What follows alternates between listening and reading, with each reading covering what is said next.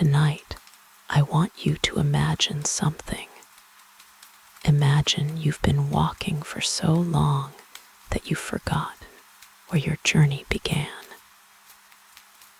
The road stretches quietly behind you. The sun is beginning to set, and just beyond the next hill, you see a peaceful little village, unlike any you've ever known. No walls, no rushing crowds, no noise, only warm lights glowing in cottage windows, the smell of fresh bread drifting through the evening air, and people who welcome strangers as though they've been expecting them all along. Tonight's story isn't about kings, great battles, or magical adventures. It's about something far rarer, a place where ordinary days are treasured, a place where silence is shared like an old friend, and one weary traveler who discovers that sometimes the longest journey of all isn't the road beneath your feet. It's finding somewhere your heart can finally rest. So get comfortable. Dim the lights if you can. Take one slow, easy breath. Let the worries of today quietly drift away. And together, let's begin our gentle journey. This is the old traveler enters a peaceful village. The old traveler had long ago forgotten the exact number of roads he had walked. Years blurred together more easily than the hills behind him. The names of distant kingdoms had faded into soft echoes, and the faces of kings had become as indistinct as clouds reflected in still water. Yet there remained certain things he remembered with remarkable clarity. The scent of rain before sunrise, the patient creaking of leather boots after 1,000 miles, the warmth of bread pulled fresh from a village oven, and the comforting sound of evening bells drifting over rooftops just before darkness settled across the land. Those things, he believed, were worth remembering. Everything else could belong to time. The road beneath his boots was narrow and pale, packed firm by generations of wagons that had carried grain, wool, timber, apples, wine, and stories from one valley to another. It curved gently through rolling hills, painted in every shade of late summer green. Wildflowers leaned lazily beside the path. White daisies nodded in the breeze. Purple heather spread across the hillsides like forgotten blankets. Golden butterflies wandered without urgency, landing wherever sunlight seemed brightest. Nothing hurried, not the insects, not the wind, not even the clouds. The traveler preferred places where nothing hurried. His walking stick found the earth quiet certainty. Tap, step, tap, step. Each movement had become part of a rhythm older than memory itself. His cloak, once deep brown, had surrendered to countless seasons, until it carried every color the road could offer: dust, rain, faded sunlight, and the smoke of many hearth fires. His beard reached the middle of his chest, silver, with only traces of black remaining beneath his chin. His boots had been repaired so many times that no original stitch remained. The leather bag, resting against his back, appeared modest.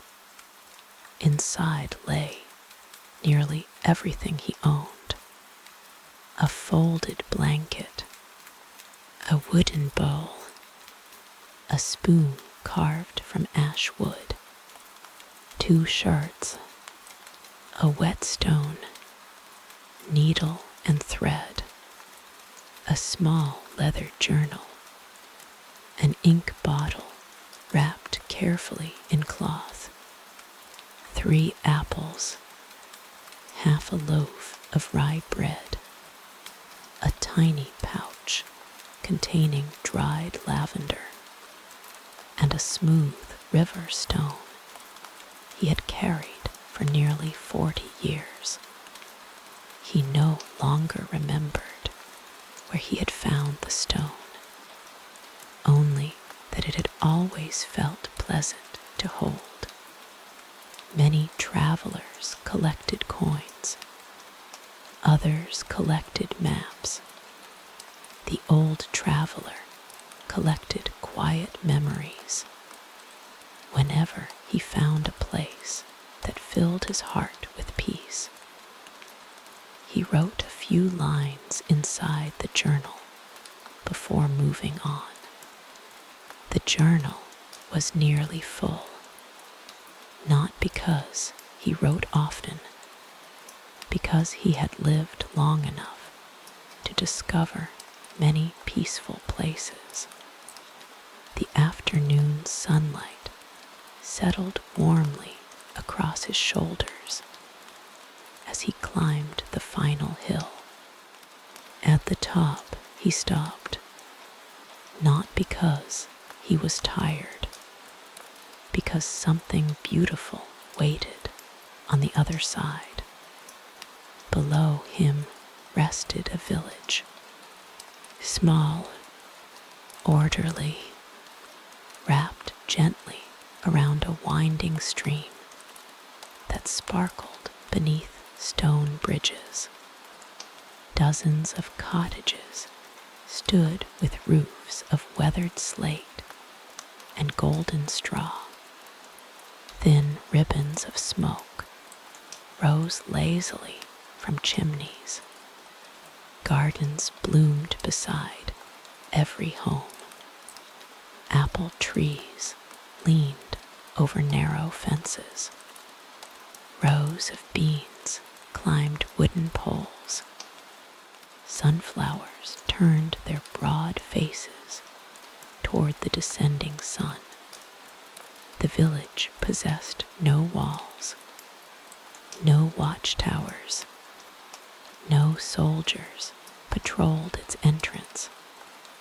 The only sounds reaching the hilltop were distant laughter, bird song, and somewhere far away, the slow ringing of a blacksmith's hammer.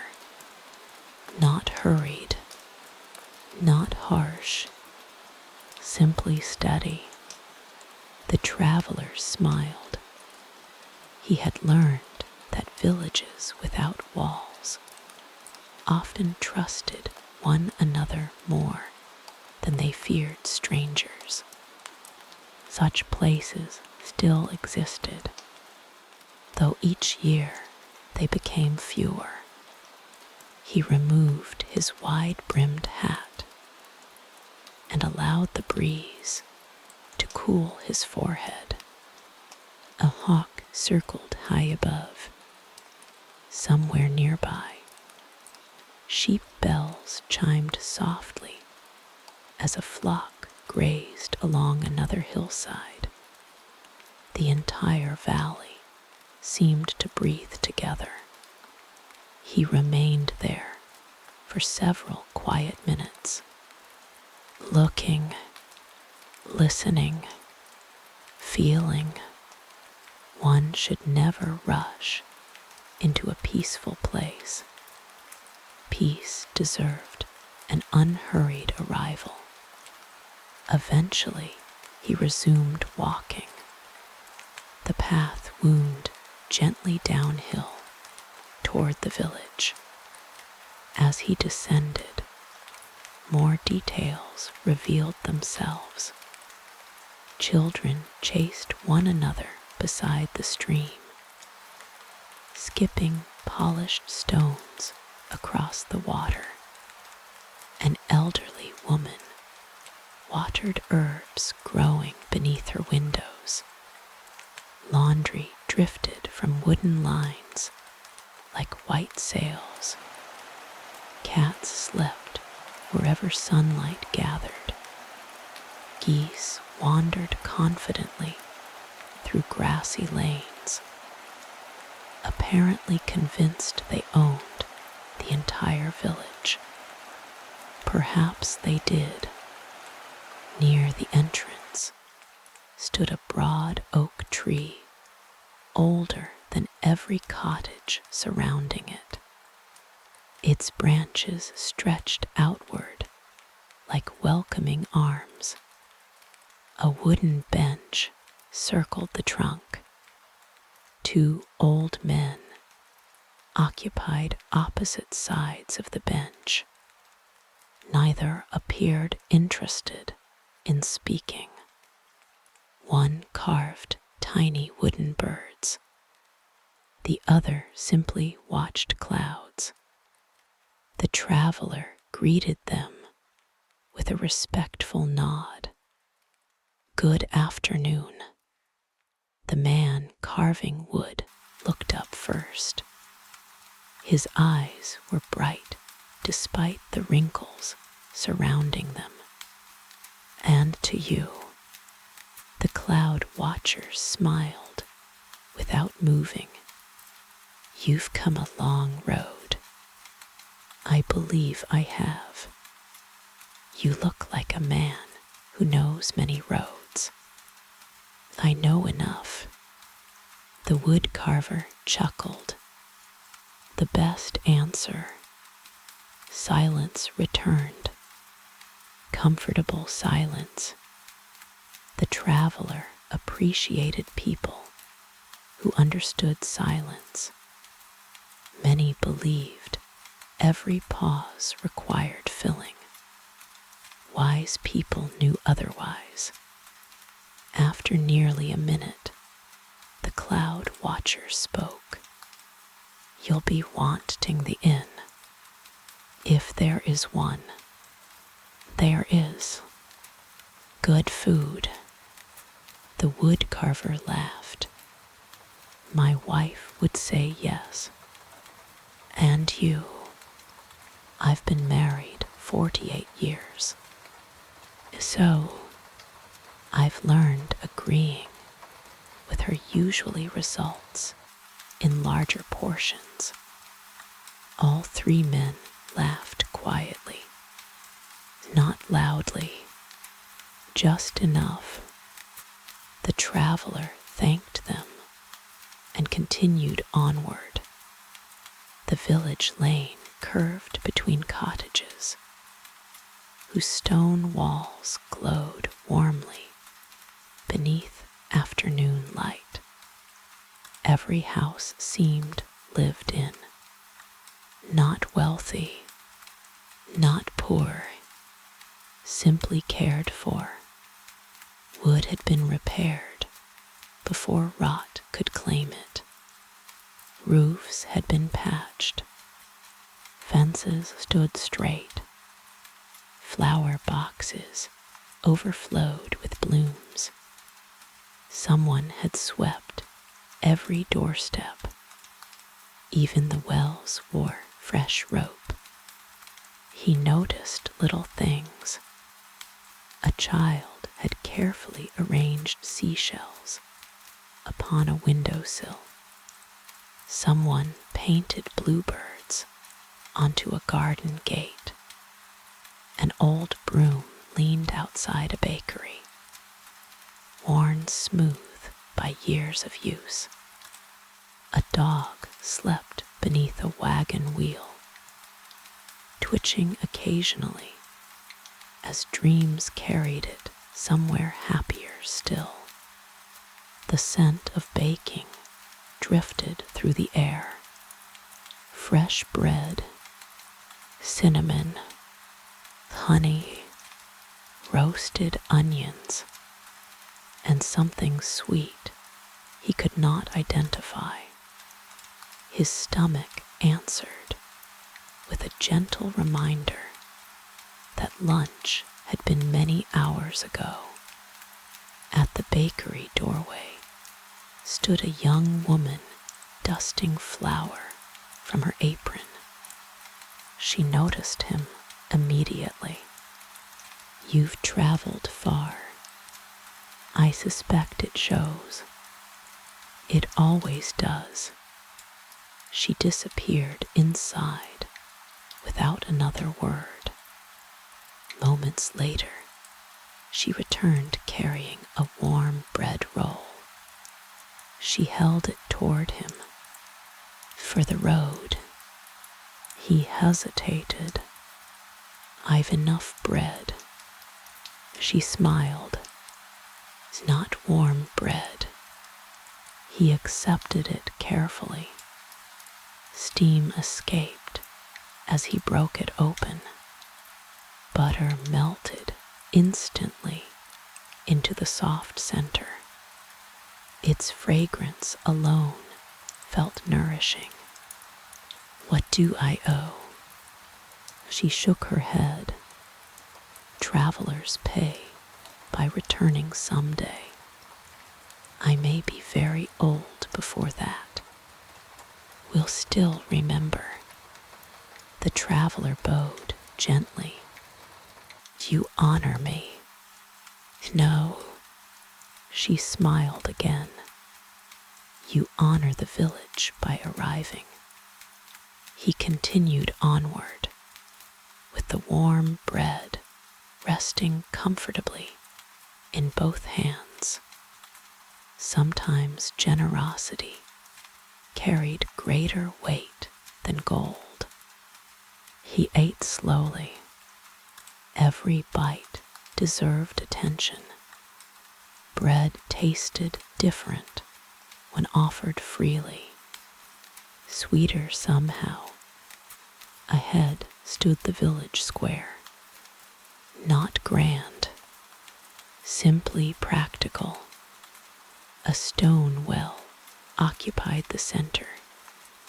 Market stalls rested beneath broad canvas coverings. Several farmers sold vegetables gathered that very morning. Bright carrots still carried traces of earth. Bundles of onions hung neatly from beams. Fresh eggs rested in woven baskets. One elderly woman sold jars filled with preserves. Each label had been written by hand. Blackberry, pear, cherry, wild plum. Another merchant polished copper kettles until they reflected the afternoon sun. Children wandered freely among the stalls. Nobody shouted. Nobody hurried customers. Conversations floated gently through the square, like leaves drifting upon water. Your tomatoes grew well. They liked the rain. Will your grandson visit next month? Have you seen Martha's new chickens? They escaped again. They always do. Tea later, if the weather stays. It seemed every voice belonged exactly where it was. Nothing forced, nothing loud. The traveler loved villages where people spoke softly because they trusted one another enough not to shout. Near the well stood a little girl, holding a wicker basket nearly as large as herself. She frowned with tremendous seriousness. An apple rolled from the basket, then another, then 3 more. They bounced gently across the stones. Without thinking, the traveler bent slowly and gathered each one. His knees complained. His back reminded him of its age. Still, he smiled throughout. The girl looked relieved. Thank you. They're fine apples. My grandfather grew them. I believe him to be skilled. He says apples listen. Listen. She nodded confidently. He talks to every tree. And does it help? Of course. Then perhaps I should begin talking to my boots. She giggled. They're too old. So am I. She considered this carefully. My grandfather says old things remember how to last. The traveler blinked. Children often repeated wisdom without realizing it. He handed back the final apple. Your grandfather sounds remarkable. He snores. Even remarkable people snore. She accepted this explanation as entirely reasonable before skipping happily away. The traveler watched her disappear into the crowd. Then he whispered softly to himself, old things remember how to last. He suspected those words would find their place inside his journal before nightfall. Across the square, a church bell rang once, not as a warning, simply to mark the passing hour.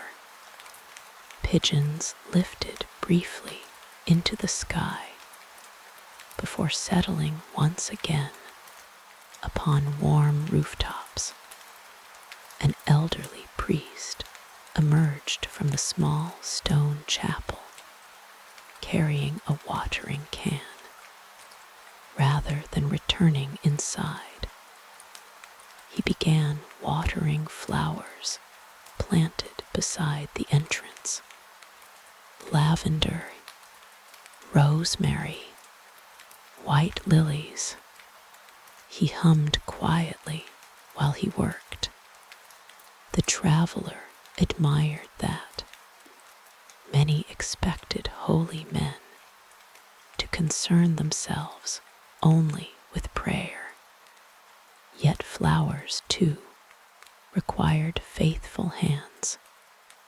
As the afternoon drifted lazily toward evening, sunlight softened into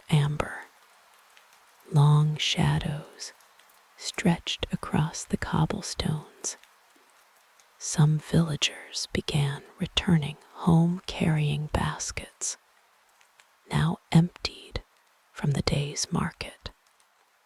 Others gathered outside cottages with cups of tea. Doors remained open. Laughter drifted gently from kitchens. Wood smoke curled upward into the cooling sky. The traveler reached the village inn just as a pair of swallows swooped beneath its wooden sign. The sign depicted a lantern hanging beneath an oak tree. Simple, elegant, the building itself stood slightly larger than the surrounding cottages. Its stone walls were wrapped almost entirely in climbing ivy. Flower pots lined every window. A cat slept upon the front step without concern for arriving guests. The traveler paused before opening the door. He listened. Inside came the gentle murmur of conversation, the clink of ceramic mugs, a fireplace crackling despite the warm season, not from necessity, but comfort. Someone played a lute with slow, practiced fingers. No applause followed. No audience demanded songs. The music simply belonged there. Like the fire, like the chairs, like the smell of soup. He rested one weathered hand upon the wooden handle. Then he smiled. Some villages greeted travelers with suspicion. Others greeted them with questions. This one, he already sensed, greeted strangers as though they had merely arrived a little later than expected, with quiet gratitude settling warmly inside his chest. The old traveler stepped through the doorway and into the welcoming glow of the village inn.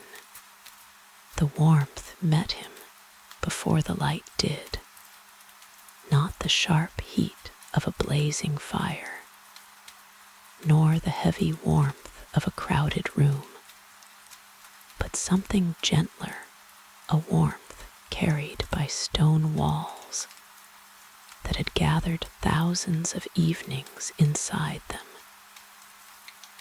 It smelled faintly of oak smoke, fresh herbs, polished wood, and a stew that had been patiently simmering since morning. The inn seemed less like a business and more like another home that happened to welcome anyone willing to cross its threshold.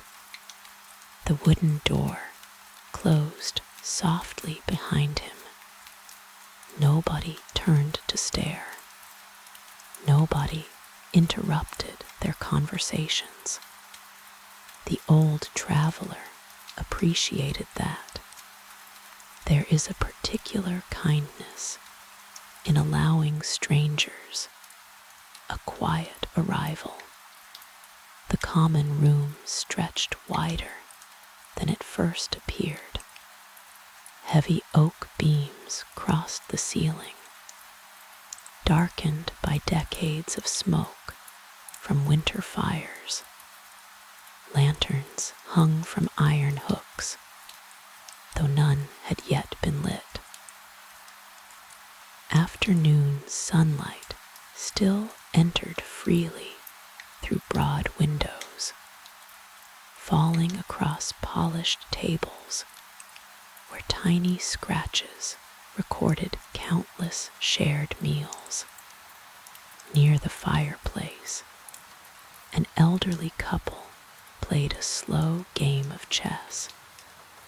Neither appeared interested in winning.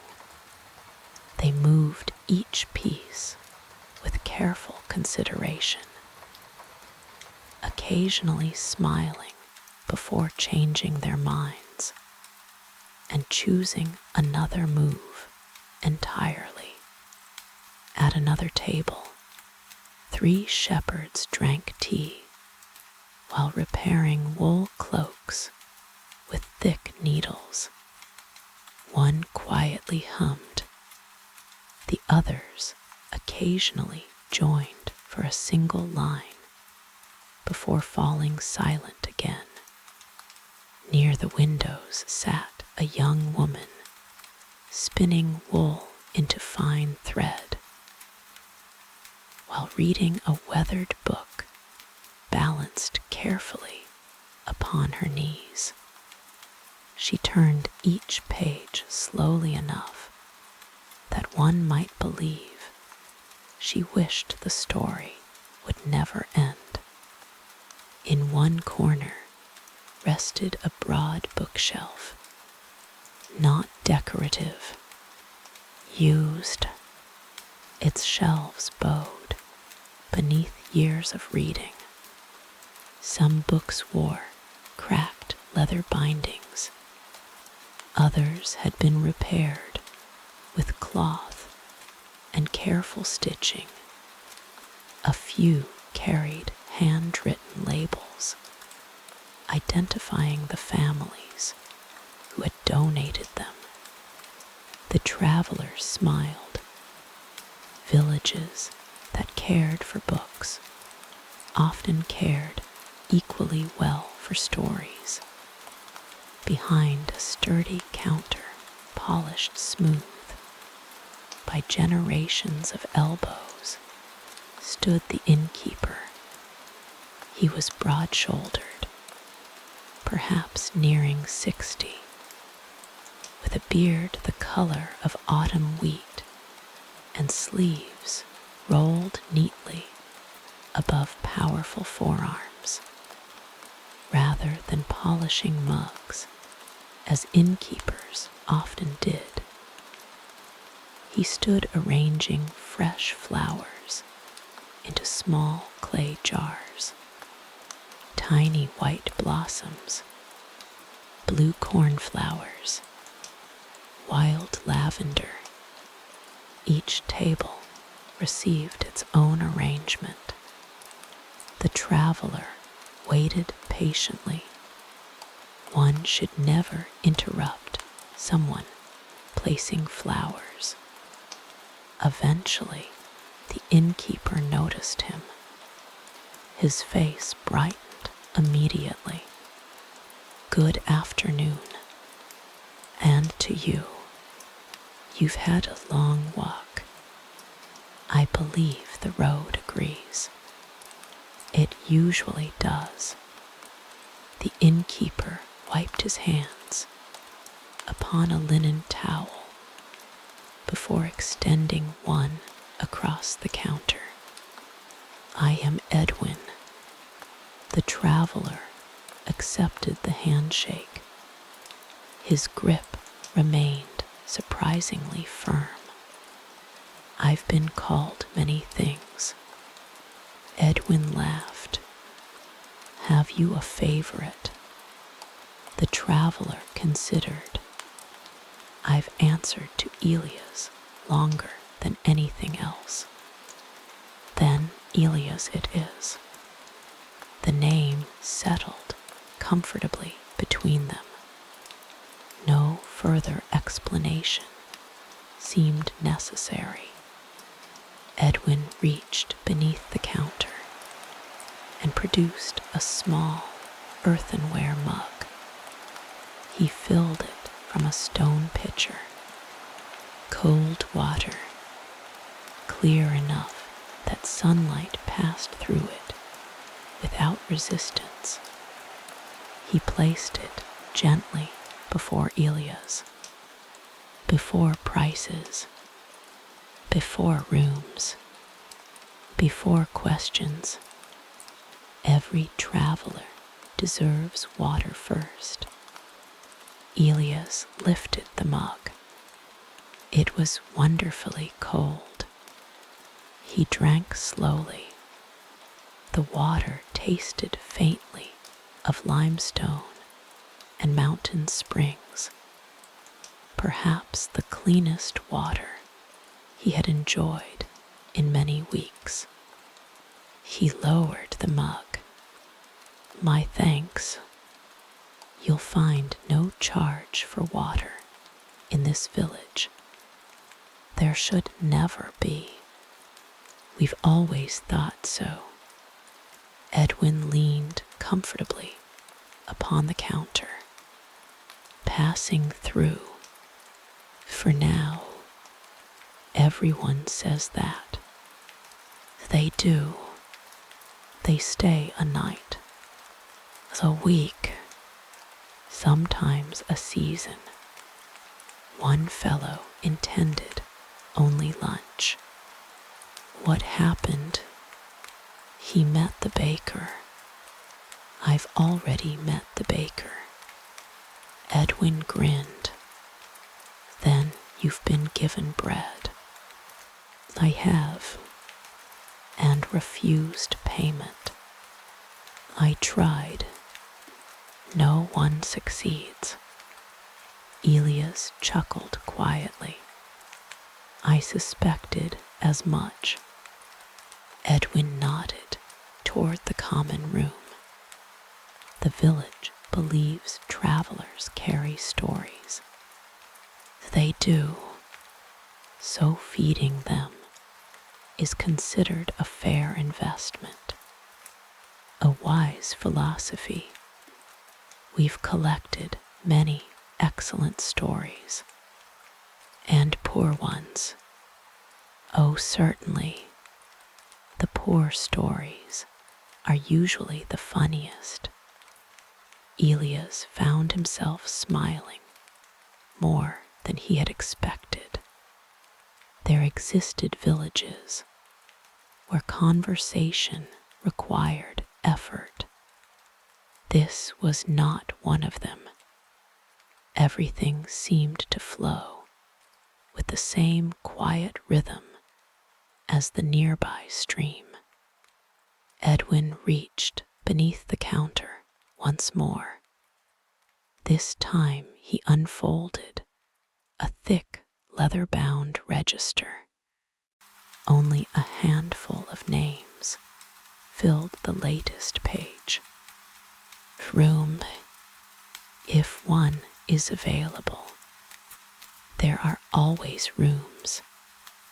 Busy season has ended. Elias glanced toward the staircase. How long has this inn stood here? Edwin looked upward, as though consulting the beams themselves. My grandfather said his grandfather was born upstairs, and his father had already managed the inn. So, Edwin smiled. We stopped counting. I admire that. When something has lasted long enough, numbers matter less. Elias nodded. I've noticed that. The innkeeper slid a small brass key across the counter.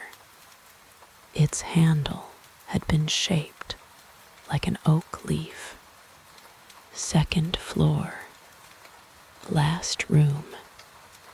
Window faces west. The evening sunsets are usually worth watching. Usually. Clouds occasionally disagree. Elias accepted the key. Its metal felt pleasantly cool. May I ask the cost? Edwin waved one hand. Supper first, then we'll decide whether you've enjoyed yourself enough to stay. That seems backwards. We've always preferred backwards. The traveler laughed, a genuine laugh, one that reached his eyes. It had been several weeks since he'd last done so. Edwin noticed. Better already. I believe so. The innkeeper gestured toward an empty table near the fireplace. Sit wherever the room chooses for you. The room chooses.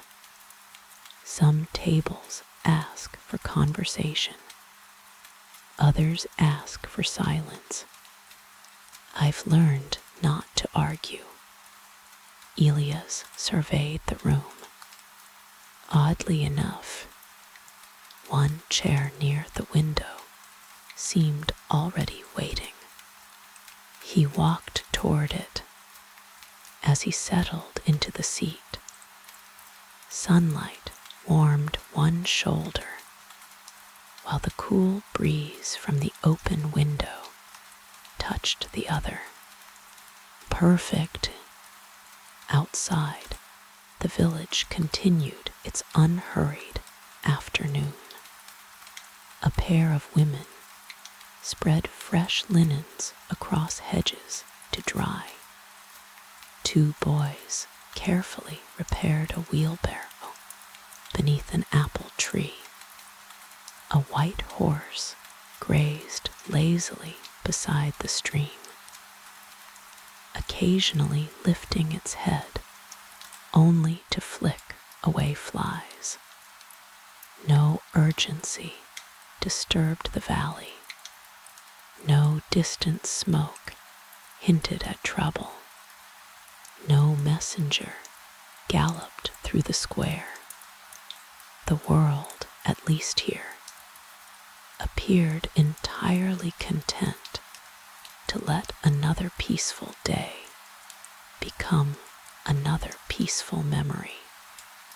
A serving girl approached, carrying a wooden tray. She could not have been older than 20. Freckles dusted her cheeks like tiny specks of cinnamon. What may I bring you? What smells wonderful? She smiled knowingly.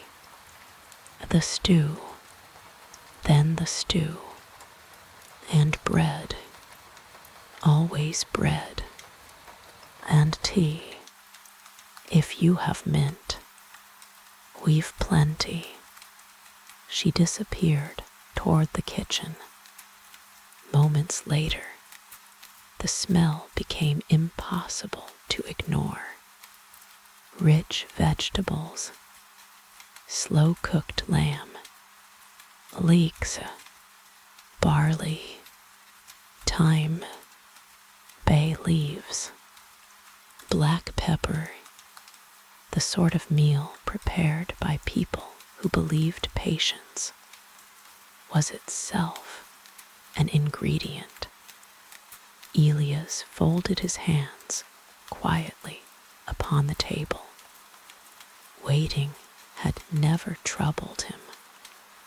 Many travelers spent their lives racing toward destinations. He had learned years ago that anticipation often sweetened simple pleasures. The stew arrived in a deep ceramic bowl, whose sides remained pleasantly warm. Steam drifted upward, carrying the scent of gardens after rain. Alongside rested 2 thick slices of dark bread, still warm enough to soften butter instantly A small clay pot contained fresh butter sprinkled with coarse salt. Beside it waited a cup of fragrant mint tea. Nothing extravagant, nothing unnecessary. Everything exactly as it should be. Elias tasted the broth, his eyes closed, not dramatically, simply because flavors deserved full attention. Carrots still held a little firmness. The barley had absorbed every herb. Tender pieces of lamb fell apart without effort. Someone in the kitchen understood slow cooking. He ate without haste. Each spoonful seemed determined to erase another mile from the road behind him. Halfway through the meal, a shadow paused beside his table. "You don't mind company?" Elias looked up. The speaker appeared perhaps 70 years old, though healthy enough that age rested lightly upon him. His hair had disappeared almost entirely, leaving only a silver ring around the back of his head. Round spectacles perched near the end of his nose. He carried 3 books beneath one arm. Not at all. The man sat carefully. "I am Bernard." "Elias." "I know. You do. The village notices visitors. I hope I haven't caused concern." Quite the opposite. Bernard adjusted his spectacles. "We become curious." "What are you curious about?" "Where you've been, where you're going, and whether you prefer blackberry jam or plum." Elias blinked. The last question seems unusually important. "It settles breakfast." "I see." Bernard leaned forward conspiratorially. "Most travelers choose blackberry. And you?" "Plum. Why?" "It reminds me that sweetness improves with patience." Elias smiled. "I shall try the plum." "A wise beginning." Bernard placed his books upon the table. Elias glanced toward their worn covers. One concerned herbs. Another appeared to be village records. The third carried no title at all, only faded leather. "You enjoy reading." "I enjoy learning." "There is a difference." "Books happen to help." Bernard folded his hands. "I keep our village library, so those shelves belong to you. They belong to everyone. I merely dust them." He looked thoughtfully toward the windows. "Books breathe better without dust." Elias considered that sentence. "I've never heard anyone describe books as breathing." "They do. Every time someone opens one." Silence settled comfortably between them. Neither felt obligated to hurry. Eventually, Bernard spoke again. You've traveled many years. I have. You've seen kingdoms rise and disappear. You've buried friends more than I wished.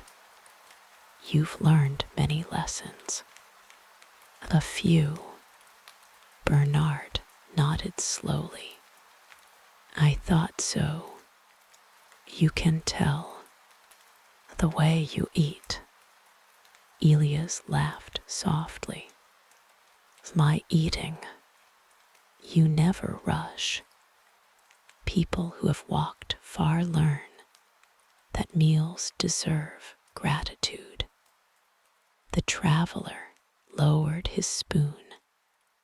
That may be the truest thing anyone has said to me this month. Bernard smiled. I spend much of my life listening. People reveal themselves while eating. They seldom realize it. Outside the open window came the gentle clatter of wooden wheels. A farmer guided a wagon stacked high with hay through the square.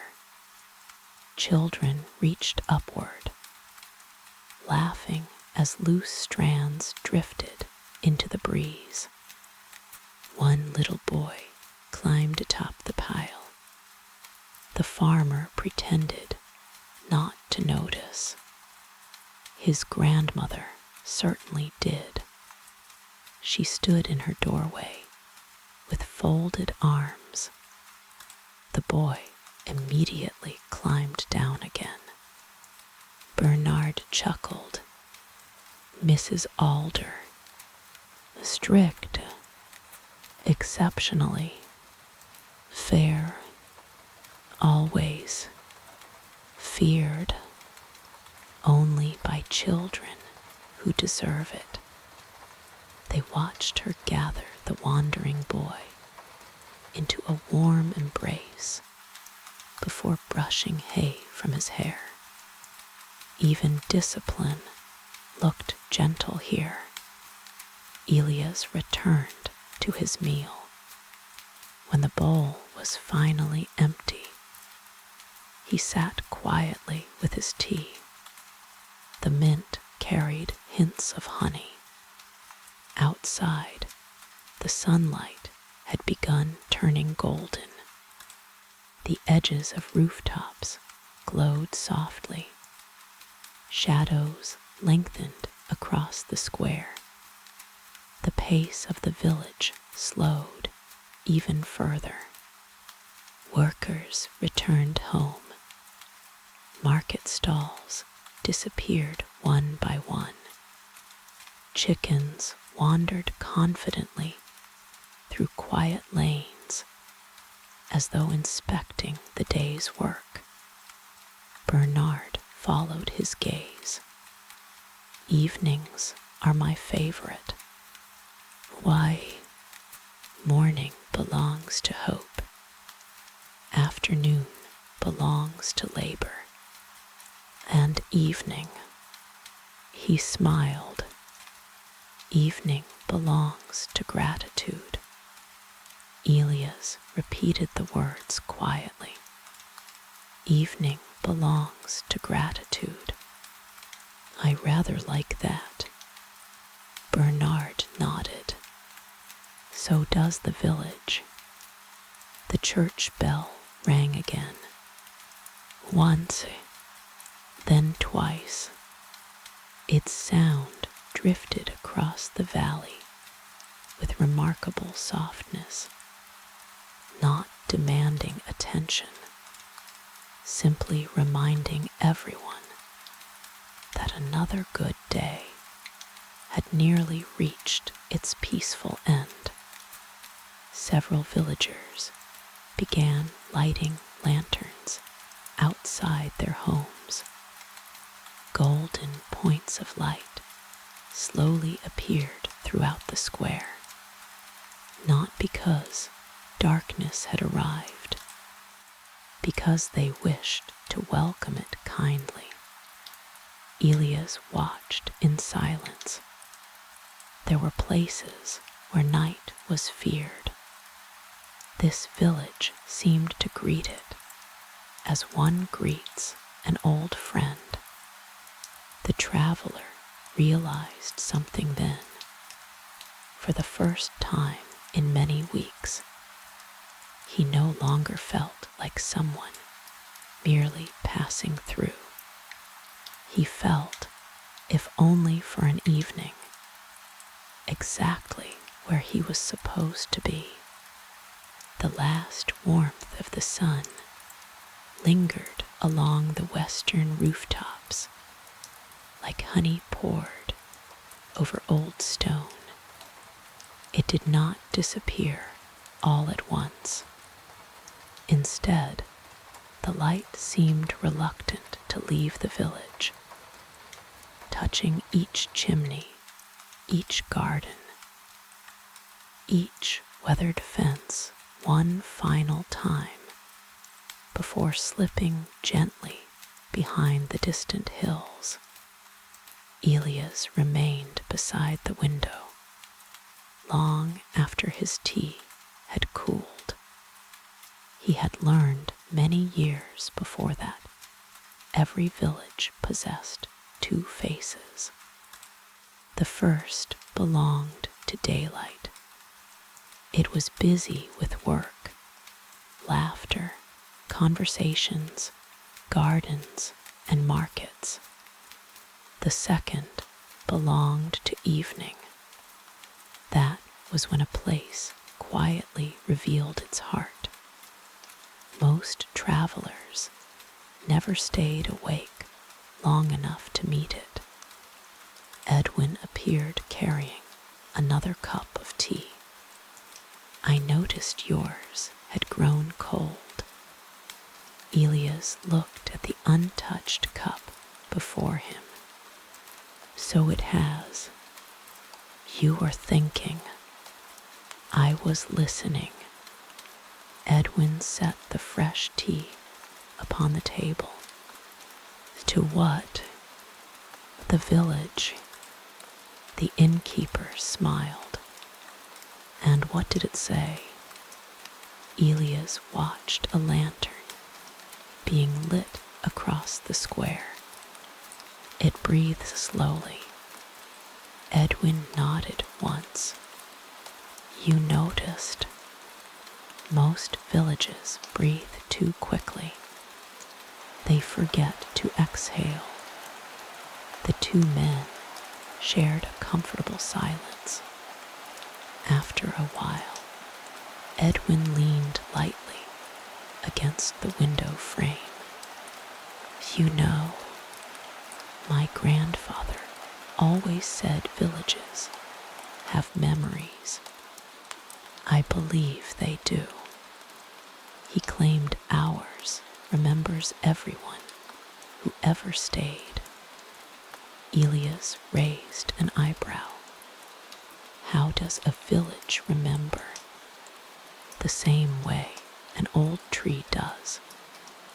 Quietly, without announcing it, Edwin looked toward the great oak near the entrance road. It remembers footsteps. I've often thought the same. You have. I've seen roads worn smooth by people long forgotten. The road remembers. The trees remember. The rivers certainly remember. Edwin laughed. My wife says I spend too much time talking with old travelers. Does she? Then she brings me another kettle of tea. So perhaps she approves. Secretly, the kitchen door opened. A woman emerged carrying a basket filled with fresh herbs. She appeared close to Edwin's age, with silver beginning to weave through through dark brown hair gathered neatly behind her head. She placed the herbs upon the counter before noticing Elia's. So this is today's traveler. Edwin gestured proudly. Elia's. My wife, Margaret. She crossed the room with unhurried confidence. Her hands bore tiny flower marks that refused to leave despite washing.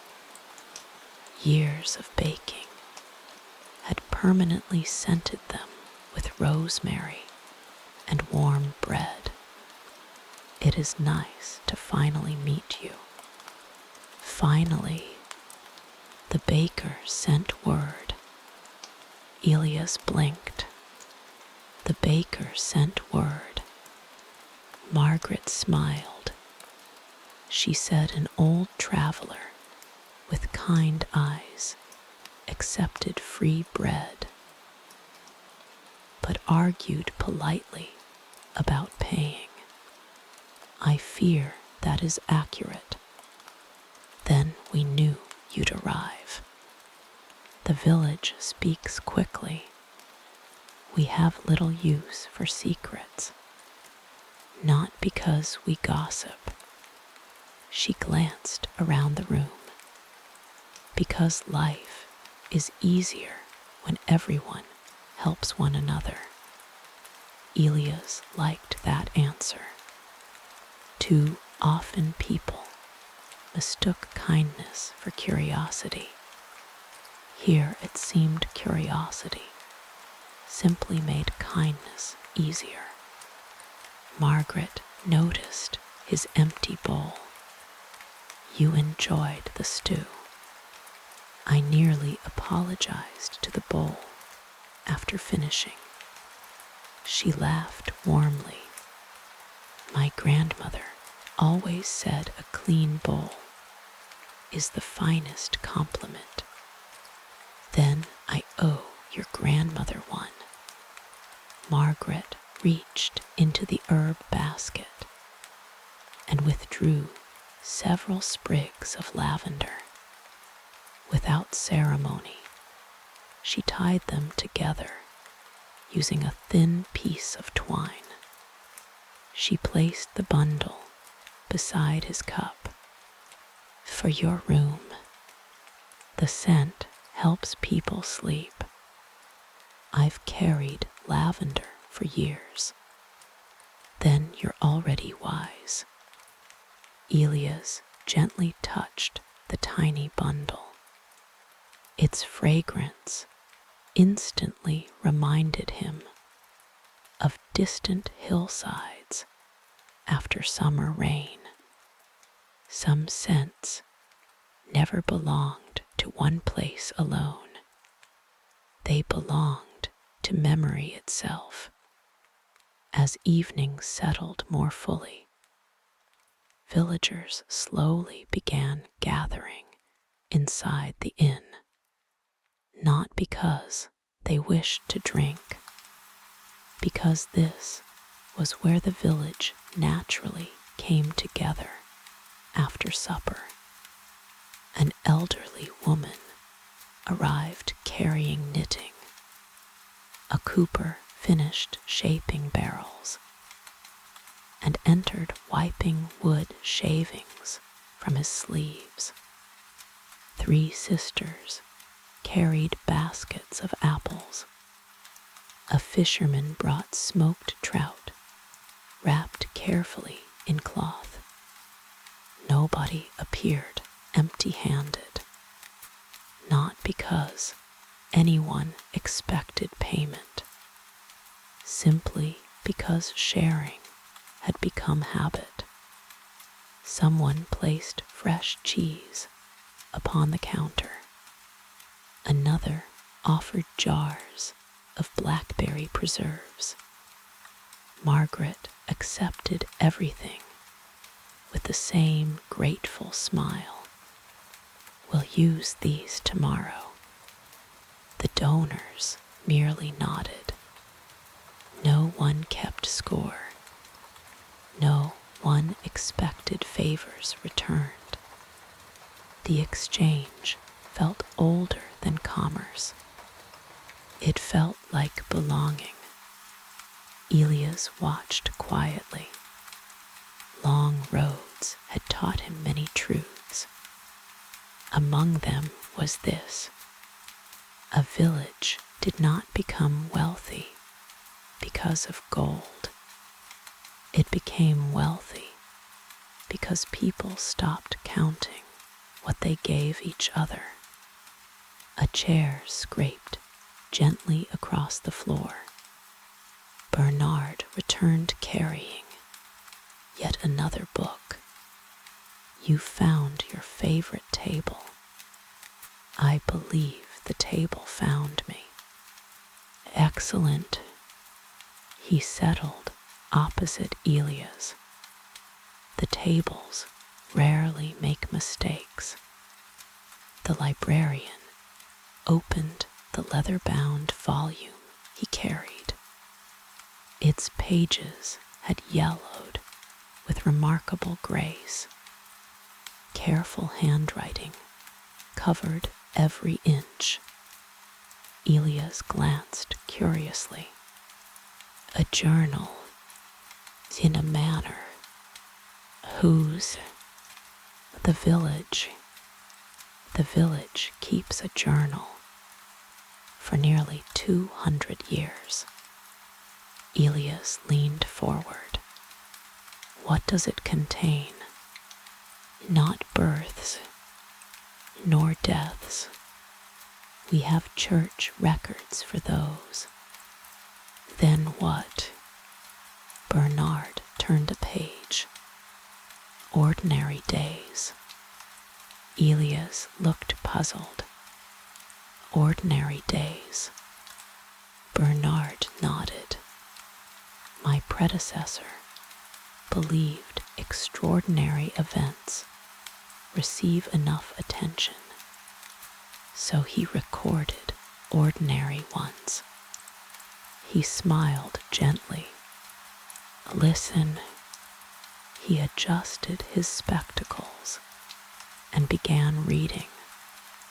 On the 3rd day of autumn, old Mrs. Fenwick baked 12 loaves instead of 10 because 2 travelers arrived unexpectedly. He turned another page. Today the river was unusually clear. Children counted 27 trout beneath the North Bridge before breakfast. Another page. Thomas finally repaired the broken gate after promising to do so every spring for 6 years. Laughter drifted from nearby tables. Apparently, everyone knew Thomas. Bernard continued. The roses beside the chapel bloomed later than usual, but remained beautiful all the same.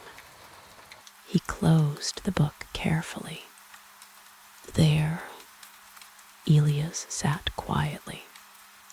No wars, no kings, no disasters. Bernard shook his head. Those things are remembered by everyone. Our task is remembering peace. The words settled into the room like falling snow. Remembering peace. Elias repeated them silently. He had filled his own journal with quiet places, yet somehow he had never considered recording ordinary days. Perhaps they mattered even more. May I? Bernard slid the book toward him. Elias handled it with great care. The oldest pages had softened until they felt almost like cloth. Generations of hands had turned them. Tiny notes filled the margins. Recipes, weather observations, funny remarks, small sketches of birds, pressed flowers, children's handwriting gradually improving year after year. Nothing important, everything important. He finally understood. The village had discovered that happiness often disappeared because nobody bothered writing it down. Bernard accepted the journal back. We add one page every evening. Who writes? Whoever noticed something worth remembering. And tonight, I hoped perhaps. He looked at Elias. Our traveler might contribute. Elias hesitated. I've only just arrived. Sometimes strangers notice what familiar eyes overlook. The old traveler considered the request. Then he reached into his leather satchel. His own journal emerged. The worn cover carried scratches from decades upon the road. He opened it. Most pages contained only a few sentences. Never long entries. Just enough. He turned to a blank page. His pen rested between weathered fingers. Outside, the first stars appeared. The inn had grown quieter. Even conversations seemed softer now, as though everyone instinctively lowered their voices after sunset. Ink flowed slowly. He wrote, "This evening I entered a village that welcomed silence as warmly as conversation. An old oak shaded two men who needed no words. A baker measured wealth in warm bread. An innkeeper offered water before payment. A librarian remembered ordinary days because peace deserves witnesses. The village breathes slowly. May it always do so." He closed the journal. Bernard's eyes shone behind his spectacles. Beautiful. It is simply true. The best writing usually is. Edwin approached, carrying a small lantern. Night had now fully arrived. He lit the lantern beside Elias' table.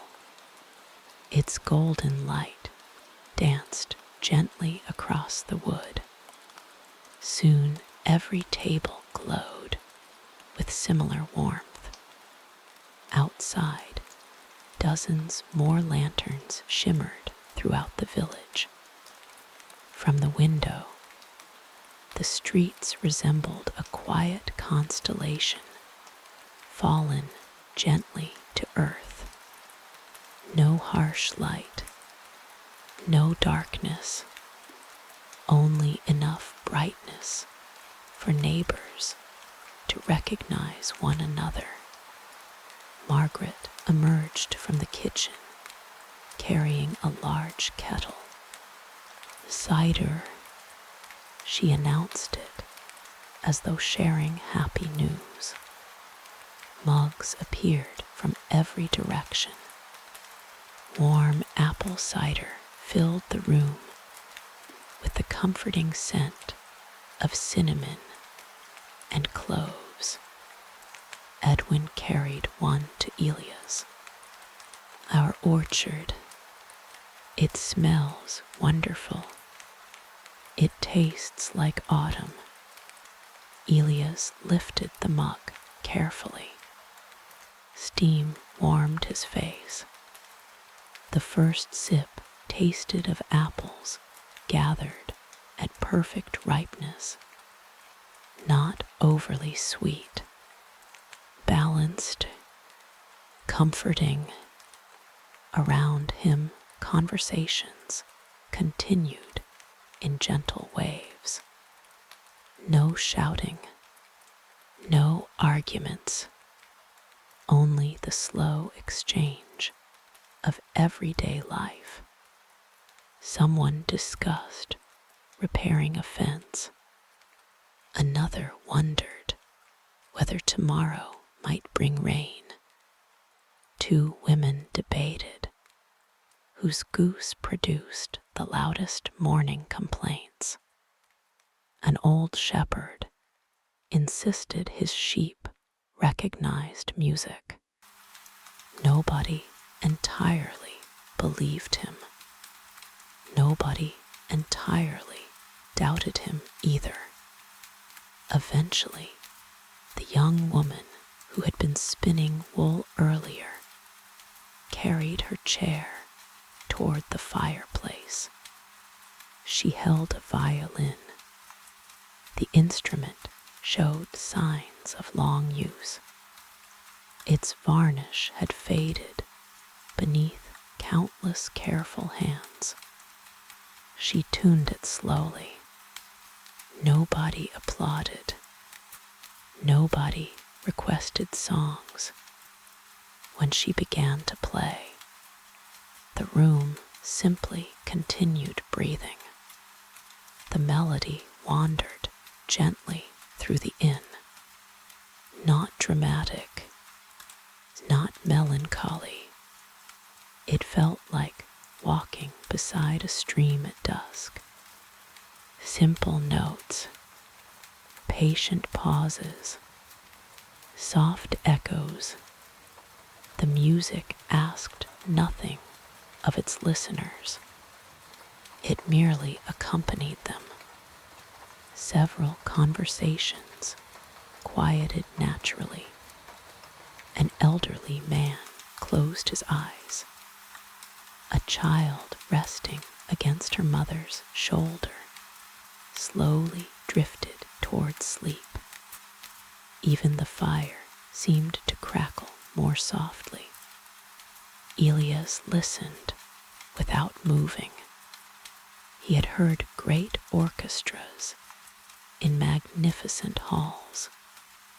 He had listened to royal musicians perform before crowned kings. Yet none of those memories touched him quite like this quiet violin, played for no audience at all. When the final note faded, silence remained. No applause, only grateful stillness. Then conversation gradually returned. Exactly as before, the violinist smiled. Satisfied, music had done what it came to do. Nothing more, nothing less. Elias looked toward Bernard. She plays beautifully. Bernard nodded. She practices every evening for performances, for herself. The traveler smiled. There is wisdom in that. Indeed, outside, the moon climbed above the eastern hills. Its silver light rested upon rooftops already glowing with lanterns. The stream reflected both, gold and silver together. The village seemed suspended somewhere between earth and sky. Edwin glanced through the window. Clear night. It is. You'll want to visit the bridge before bed. The bridge, the oldest one. It looks ordinary during the day, but at night, he smiled mysteriously. The water remembers the stars. Elias followed his gaze. Beyond the square, he could just make out the stone bridge arching quietly across the stream. Its reflection formed a perfect circle upon the water. He had crossed many bridges in his life, yet somehow this one already felt different. He finished the last of his warm cider. The room continued humming with quiet contentment. The road behind him seemed impossibly distant now, and for the first time in many months, he found himself wondering not how soon he would leave, but what tomorrow morning in this peaceful village might feel like. For a long while, Elias remained exactly where he was. There was no reason to rise, no destination waiting beyond the inn's door, no schedule pressing gently against the back of his mind.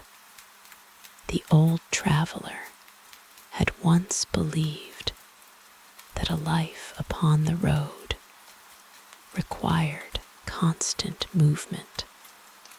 Years had corrected that misunderstanding.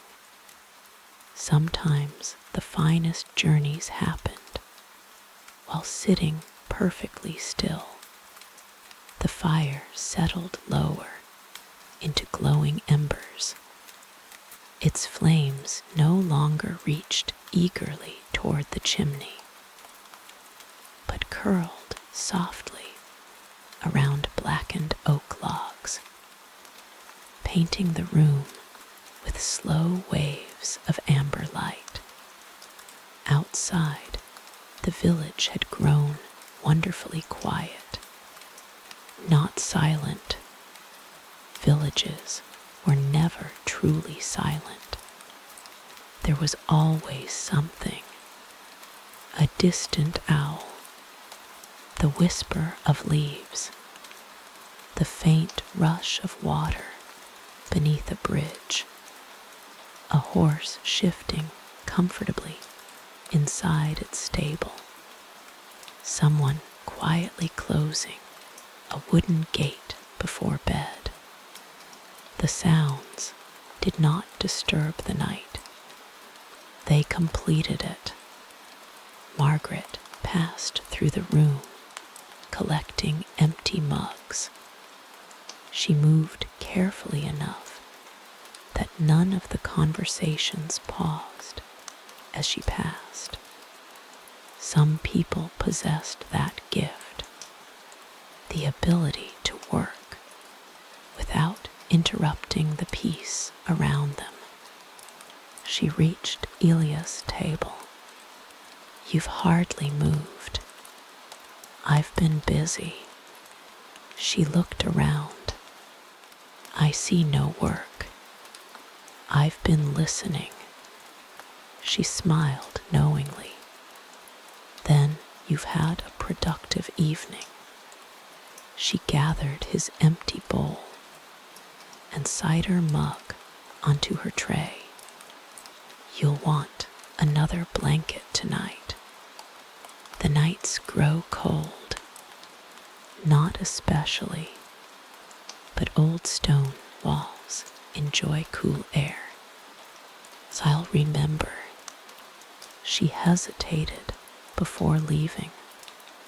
If you wake before sunrise, yes, open your window. What will I see? The valley waking. That sounds worth seeing. It always is. She continued toward the kitchen, her footsteps barely louder than the fire itself. Bernard had returned to his books. The elderly chess players had finally finished their game. Or perhaps they had simply decided not to. The pieces remained scattered across the board, exactly as they had been left.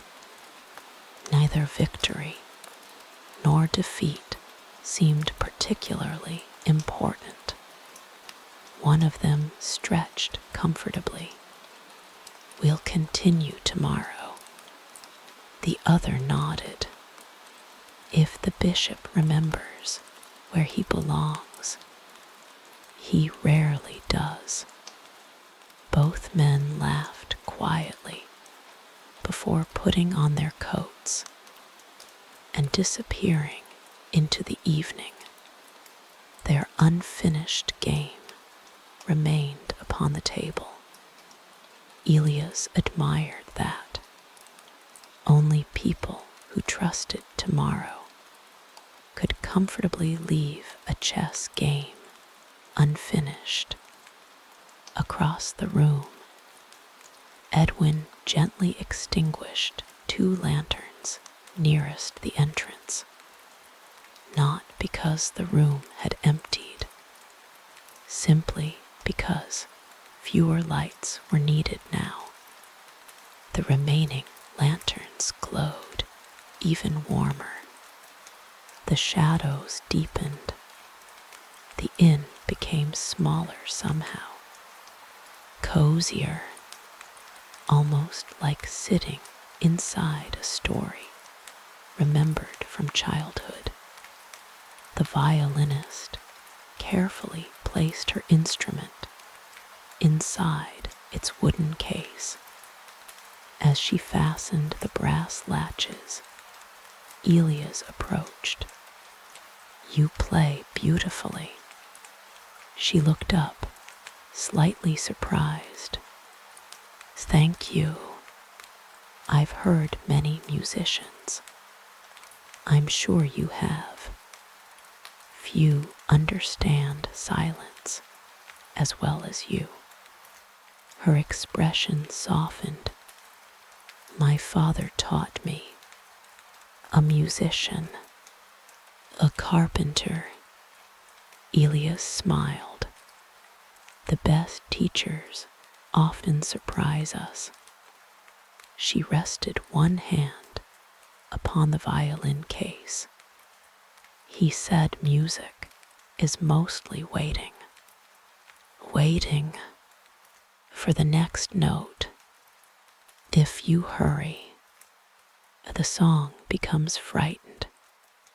Elias considered those words. The song becomes frightened. What a remarkable thought. She shrugged gently. He built furniture. He simply happened to understand music. Perhaps they're the same thing. In what way? Both require patience. She laughed quietly. I like that. They wished one another good night. She stepped outside, disappearing into the silver moonlight.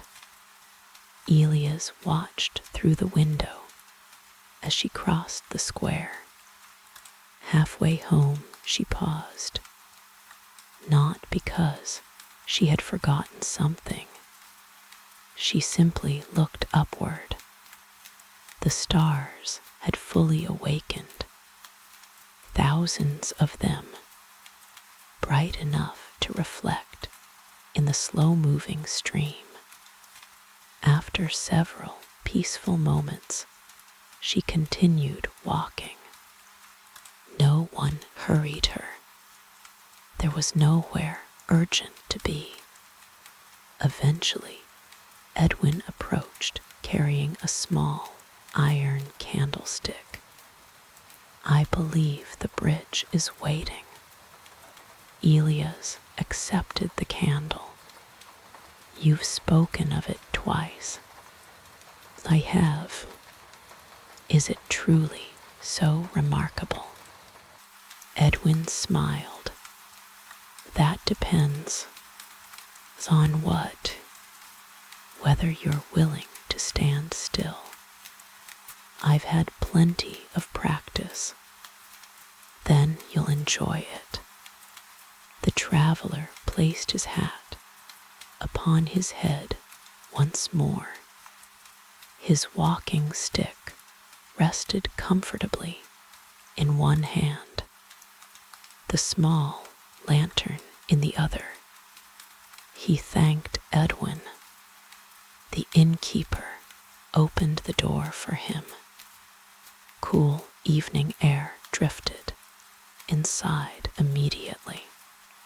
Fresh, clean, carrying the scent of damp earth, wild mint, and distant pine forests. "Sleep well, Elias." "I suspect I shall." The heavy wooden door closed softly behind him. Outside, the village seemed transformed. Daylight had shown him its kindness. Moonlight revealed its quiet soul. Lanterns glowed outside nearly every home. Not bright enough to overpower the stars, just enough to guide late walkers safely home.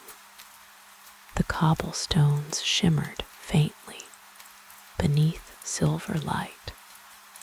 Cats now claimed the empty streets. One stretched lazily atop the bakery windowsill. Another inspected flower pots with exaggerated seriousness. Far away, somewhere beyond the cottages, a nightingale began singing.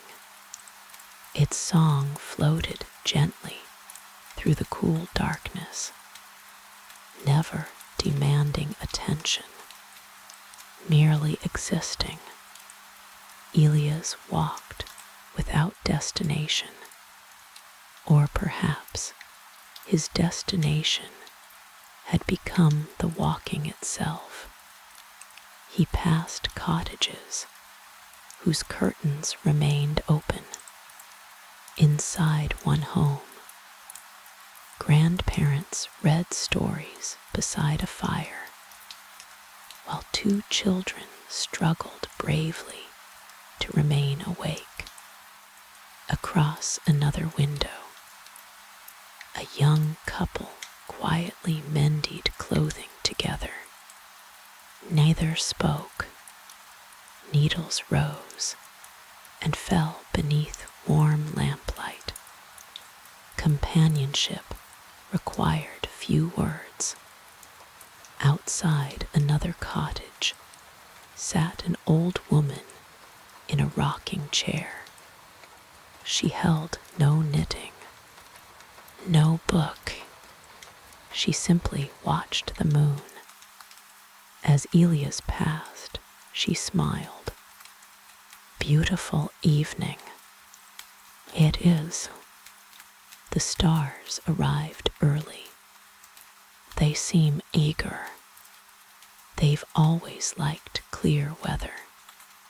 He nodded solemnly. "I've noticed." She accepted this as entirely reasonable. "Sleep well when you do." "And you," he continued on, The village lanes curved gently toward the stream. The closer he came, the louder the quiet murmur of water became. Not rushing, simply continuing. Streams understood patience better than most people. The old stone bridge soon emerged from between willow trees. It was smaller than he had imagined, perhaps 15 paces from one side to the other, built from pale gray stones, smoothed by generations of rain. No decorations, no statues, no carved railings, only careful craftsmanship. Someone had built it to last, and it had. The stream beneath reflected the moon so perfectly that the water seemed made from polished silver. Elias stepped onto the bridge. His boots echoed softly against ancient stone. One step, then another. Halfway across, he stopped. Edwin had been right. The bridge looked ordinary until one stood upon it. The stream below flowed so gently that every star appeared reflected without distortion. Above him, the heavens. Below him, the heavens again. For a strange moment, he felt suspended between two endless skies. He rested both hands upon the cool stone railing. The air smelled wonderfully fresh. Somewhere upstream, frogs sang quietly among reeds. Fireflies drifted above the water like tiny wandering lanterns. A fish disturbed the surface.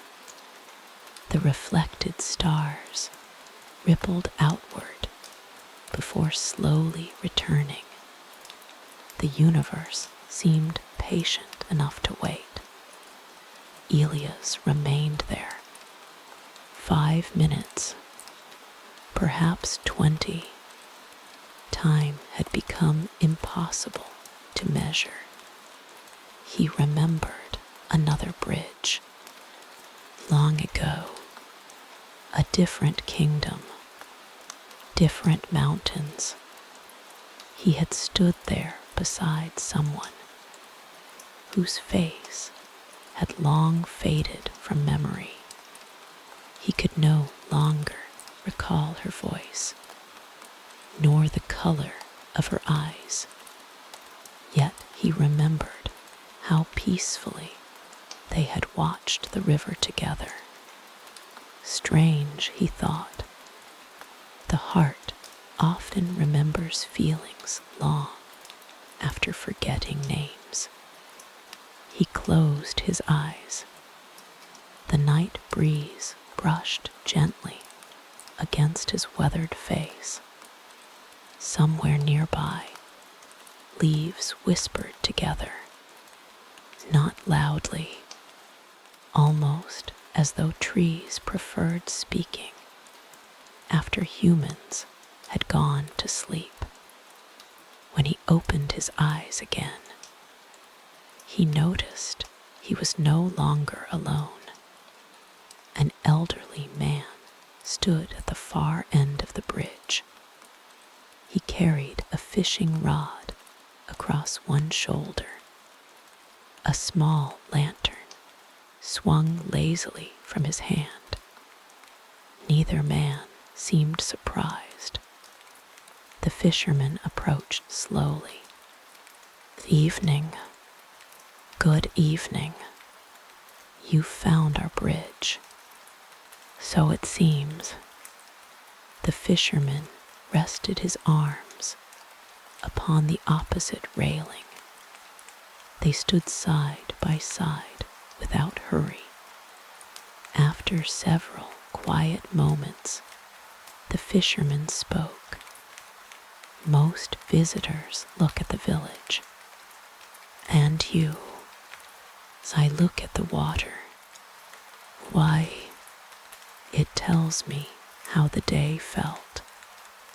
Elias glanced downward. What does it say tonight? The fisherman smiled. That everyone was kind. The traveler considered the answer. I didn't know water could remember kindness. It remembers everything. The difficult days pass quickly. The gentle ones linger.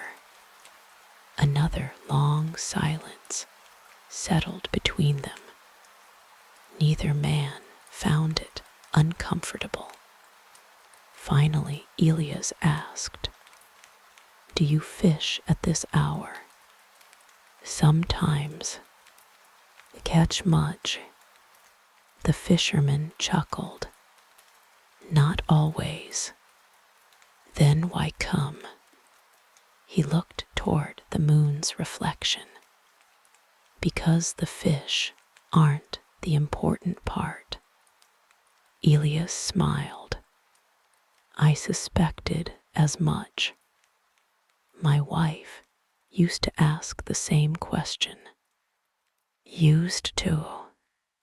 "She passed 8 winters ago." "I'm sorry." "So was I." The fisherman spoke without sadness, only gratitude. "We sat here nearly every evening, whether I caught fish or not." She liked watching the stars appear. He pointed gently toward the water. I still wave to her reflection. Elias followed his finger. The silver stream shimmered softly beneath countless stars. "Do you think she sees?" The old fisherman smiled. "I think love notices. Nothing more, nothing less." Elias felt those words settle somewhere deep within him. Love notices. Perhaps that explained why certain places stayed with us forever. Not because they were grand, because someone had once loved them enough to look closely. The fisherman eventually straightened. "I should let the trout believe I'm serious. They've had enough warning." "They usually have." He lifted his lantern. "Sleep peacefully, traveler. I hope tomorrow is gentle to you." "And to you." The fisherman disappeared along the stream, his lantern becoming a tiny golden light drifting through the darkness. Soon even that vanished behind willow trees. Elias remained upon the bridge a little longer. Above him, the stars continued their silent journey across the heavens. Below him, the stream patiently carried their reflections toward places neither stars nor travelers would ever see. He finally turned back toward the inn. As he walked through the quiet village, he realized something curious. He could no longer remember how many days he had intended to stay. Perhaps he had planned only one night. Perhaps two. Now, the question itself seemed strangely unimportant. Some places asked nothing of those who arrived. They simply invited them to rest. And for the first time in longer than he could remember, the old traveler felt something he had almost forgotten. Not excitement, not adventure, not even happiness. Home was too large a word, yet somewhere very close to it, a feeling that perhaps, just perhaps, tomorrow did not need to begin with another road. Elias woke before the birds, not because age had made sleep lighter, nor because the unfamiliar bed had disturbed him. He simply opened his eyes with the quiet certainty that morning was already waiting beyond the window. For a few moments, he remained perfectly still beneath the heavy wool blanket. The room rested in gentle darkness. Only the faintest ribbon of pale blue crept around the edges of the curtains. The silence felt complete, not empty, complete, the sort of silence that exists only in the brief moments before dawn, remembers its own name. He drew a slow breath. The lavender Margaret had left beside his bed still scented the room. Its fragrance had softened overnight, blending with old pine floorboards, cool stone walls, and linen that had dried beneath open skies. He could not remember sleeping so deeply. There had been no dreams, or perhaps there had been, but they had dissolved into peace before morning arrived. Outside, somewhere far away, a rooster called once. Another answered from across the valley. Then quiet returned. It seemed even the roosters understood. There was no reason to rush the sunrise. Elias sat up slowly. The wooden bed gave a familiar creak. He smiled. Every old piece of furniture deserved the dignity of making a little noise. He dressed carefully. Each movement had become its own ritual after so many years. Boots first, then the worn belt, the old leather satchel. His weathered cloak rested over one shoulder. Finally, he reached for his journal. Before opening the window, he wrote only a single sentence. I slept without remembering the road. Nothing more. The page required nothing else. He closed the journal. Then he crossed the room and unlatched the wooden window. Margaret had been right. The valley was waking.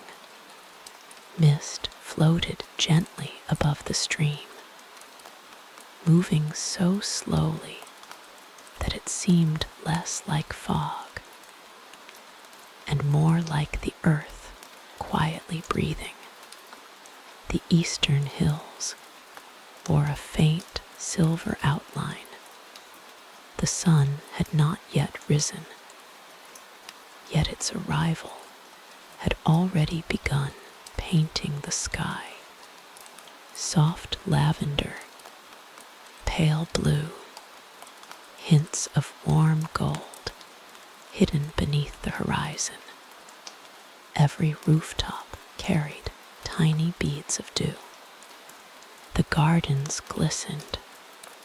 Spider webs stretched between fence posts like delicate lace woven overnight. Smoke had not yet begun rising from most chimneys. Only one thin ribbon curled upward near the bakery. Someone their clearly believed mornings began before everyone else's. A swallow landed upon the windowsill. It tilted its head toward Elia's. For several seconds, they regarded one another. Then, apparently satisfied, the bird flew away. Elias chuckled softly. I hope I passed inspection. The empty room offered no opinion. He descended the narrow staircase. The inn remained wonderfully quiet. Only Edwin occupied the common room. He knelt beside the fireplace, arranging fresh logs with practiced hands. The fire itself had not yet been lit. Good morning. Edwin looked over his shoulder. You're awake before the bread. I've always liked dawn. So does the village. He struck flint against steel. Tiny sparks leaped onto dry kindling. Within moments, a small flame appeared. Not hurried, not dramatic, just enough. The innkeeper sat back upon his heels, watching the fire grow. My grandfather never allowed anyone to rush a fire.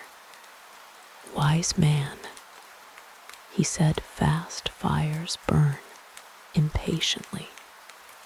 I've known people like that. Edwin laughed quietly. So have I. The room gradually filled with the comforting scent of burning oak. Not smoke exactly, something sweeter, older, a smell that belonged equally to winter evenings and peaceful mornings. Edwin rose. Walk before breakfast. I was considering it. Take the eastern lane. Why there? The village wakes differently on that side. Elias accepted the suggestion without question. He had learned that locals rarely recommended places without reason. Outside, dawn had brightened another shade. The cobblestones still glistened from the night's cool air. Every step produced the faintest whisper against damp stone. He followed the eastern lane. The village appeared almost transformed. Yesterday it had welcomed him with laughter and conversation. Now it stretched quietly, as though still dreaming. A cat slept atop a low garden wall. Its tail hung lazily between two flower pots. Nearby, an old sheepdog watched the empty street with only one eye open. He seemed to decide that Elias presented no danger whatsoever. The eye closed again. From one cottage came the rhythmic sound of kneading dough. From another drifted the scent of porridge slowly cooking over a low flame. Someone quietly swept their front step. The steady brushing of straw against stone sounded oddly comforting. He reached the edge of the village, where gardens gradually gave way to open meadows. There, beside a weathered wooden fence, stood an elderly man, carefully polishing brass bells. Dozens of them, large bells, tiny bells, round ones, long ones, each hung from a wooden frame. The old man worked with remarkable concentration. He rubbed every bell until it reflected the growing morning light. Elias approached slowly. "Good morning." Without looking up, the old man answered, "Morning arrives, whether we greet it or not." "I suppose that's true. It appreciates being noticed, though." Only then did he glance upward. His eyes were lively, beneath thick white eyebrows. "You must be yesterday's traveler. I appear to have become known. We're a small village. It happens." The old man lifted one of the bells. It gave the gentlest ring imaginable, soft, almost musical, not loud enough to startle birds, only enough to let the morning know someone was awake. "You polish them every day, every third day. Why?" He looked genuinely surprised by the question. "So they continue sounding beautiful." Elias smiled. "Does polishing change the sound?" "No." "Then why?" The old man held the bell toward the rising light. "It changes the person listening." The traveler considered this as how, when something shines, we naturally handle it with greater care. He returned the bell to its hook. "My father taught me that." "What did your father do?" "He polished bells." "And his father?" "The same." Elias nodded. Some traditions deserve surviving. The old man gestured toward the meadow. "My cows know every bell. They recognize them." "Oh yes. I've tried changing them. They complained." "Cows, they have opinions. I've noticed. They simply express them differently." A faint chorus of distant mooing drifted across the meadow, as though proving his point. The old man smiled with satisfaction. "You say." "I do." They stood together, watching the eastern horizon. The first edge of the sun finally appeared. Not suddenly, gradually, like a golden coin, slowly lifted above the world. Light spread across the valley, one field at a time. First the hilltops, then the apple orchards, then the stream, finally the village itself. Windows began glowing. Birdsong burst forth almost immediately. Blackbirds, finches, sparrows, robins, each joined the morning according to its own schedule. The old man removed his cap. I never miss sunrise. Every day, nearly, doesn't it become familiar? He smiled. So does breathing. I've never grown tired of that either.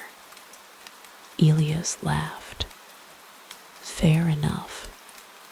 The bell keeper extended one polished bell. Would you? Elias accepted it. Its brass felt cool in his hands. Ring it. When? Now? He gently moved the small wooden clapper. The bell answered with a clear, mellow tone. Not loud, not sharp. Its note drifted peacefully across the meadow. Almost immediately, several cows lifted their heads. The old man grinned.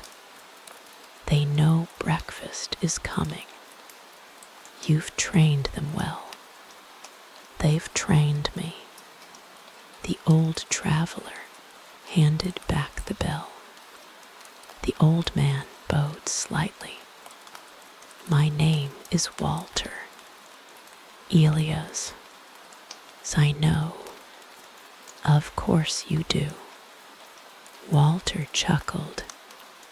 The baker talks. The innkeeper listens. The librarian remembers. And somehow everyone else hears. It saves introductions. As Elias continued along the meadow path, he found himself smiling again. There was something wonderfully uncomplicated about the people here. They did not seem interested in appearing wise. They simply lived thoughtfully. The path curved gently toward the stream. Morning mist still lingered above the water. From a distance, it looked as though tiny clouds had descended overnight to rest among the reeds. A narrow footpath followed the current. Wild flowers covered both banks. Yellow buttercups, blue cornflowers, white clover, bright red poppies dancing gently in the breeze. Halfway along the path, he noticed someone sitting upon a smooth riverside stone. A little boy, perhaps 9 years old, barefoot, a fishing rod rested across his knees, yet the hook carried no bait. The line barely touched the water. The boy seemed entirely unconcerned. Elias approached quietly. "'S any luck?" The child smiled looking away from the stream. I don't want to catch one. You don't. They're eating breakfast. I wouldn't like someone interrupting mine. Elias blinked. Then why fish? The boy shrugged. I like sitting here. The traveler lowered himself carefully onto another stone nearby. His knees complained once again. He ignored them. Together they watched the water. Minnows darted through patches of sunlight. Dragonflies skimmed the surface. A kingfisher flashed brilliant blue as it disappeared beneath overhanging branches. Several peaceful minutes passed. The boy finally spoke. My grandfather says streams tell stories. They do. You've heard them. I've tried. What do they say? Elias watched the current winding gently between polished stones. They remind us that moving slowly is still moving. The boy nodded thoughtfully. I like that. So do I. Neither spoke again for quite some time. The silence between them required no explanation. The morning itself seemed busy enough speaking on their behalf. At last, the church bell rang softly across the village. Breakfast time. The boy stood. I should go. So should I. He picked up the fishing rod, still without bait. Maybe tomorrow I'll catch one. And if you don't, I'll still have watched the river. He smiled. I think that's enough. Then he ran lightly along the footpath toward the village, disappearing into the brightening morning. Elias remained beside the stream. He listened to the flowing water, to birds greeting another peaceful day, to distant bells calling families toward warm bread and hot tea. The road beyond the valley still existed. It would always exist, waiting, patient, unchanged. But for the first time in many years, it no longer seemed to be calling his name. Elias remained beside the stream long after the church bell had faded into the morning air. The valley had fully awakened now. Mist lifted slowly from the water, rising in delicate ribbons that dissolved beneath the growing warmth of the sun. The light settled across the surface of the stream until every ripple shimmered like polished glass. He watched a single maple leaf drift gently downstream. It caught for a moment against a smooth stone. The current gathered patiently behind it, not pushing, not forcing, simply waiting. Eventually, the leaf surrendered and continued its quiet journey. The old traveler smiled. There had been a time when he believed strength meant resisting every current life offered. Age had taught him another lesson. Sometimes wisdom was knowing when to drift. He rested both hands upon his walking stick. The stream continued speaking its language of small sounds, water slipping around rounded stones, tiny splashes where minnows leaped for insects, the soft rustling of reeds leaning toward one another whenever the breeze passed through. Nothing competed.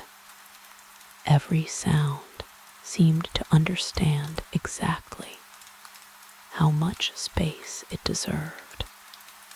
Behind him came the steady rhythm of approaching footsteps, not hurried, measured. He turned. A woman in her later years walked along the riverside path, carrying 2 empty wicker baskets balanced across a wooden shoulder pole. She moved with remarkable steadiness. Every step matched the last. The baskets barely swayed. She noticed Elia's immediately. "Good morning. And to you. You found the quietest place before breakfast." "I believe I have." She nodded toward the stream. "It belongs to mornings and afternoons, children and evenings, the stars." She seemed perfectly satisfied with this explanation. Elias found himself agreeing. She lowered the shoulder pole onto the grass. "I always stop here to rest." She smiled. To listen. Another person who listened. The village appeared full of them. She crouched carefully beside the stream and dipped one hand into the cool water. "The river is warmer today." Elias reached down and touched it himself. She was right, only slightly, yet enough to notice. "You can tell. I've lived beside it for 62 years. I imagine it becomes familiar." "No." She shook her head gently. "I become familiar. The river changes every day." She looked toward the current. "I think people often mistake familiar things for unchanging things." Elias considered the thought. It reminded him of mountains. People called them eternal, yet every winter snow reshaped them. Every spring streams carved them. Every summer sunlight warmed different stones. Even mountains changed. They simply did so with extraordinary patience. The woman rose again. "I nearly forgot." She lifted one basket. It was filled not with vegetables or bread, but tiny clay bowls, dozens of them, each no larger than 2 hands. "You make pottery." "My daughter does. I glaze them." She held one toward him. Its surface carried a faint blue color that reminded him of early morning skies. No decoration, only smooth curves. "It is beautiful," she smiled. "It isn't trying very hard." He laughed softly. "I suppose beauty rarely does." She nodded. "My husband used to say that." "Was he a potter?" "A shepherd." "They notice beautiful things too." "I believe shepherds notice almost everything." She seemed pleased by the answer. "I'll tell him." Elias hesitated. "I thought you said." She looked toward the hills. "He died 7 years ago." "I'm sorry." "So was I." There was no bitterness in her voice, only affection. "He still deserves compliments." The traveler bowed his head slightly. "I'd agree."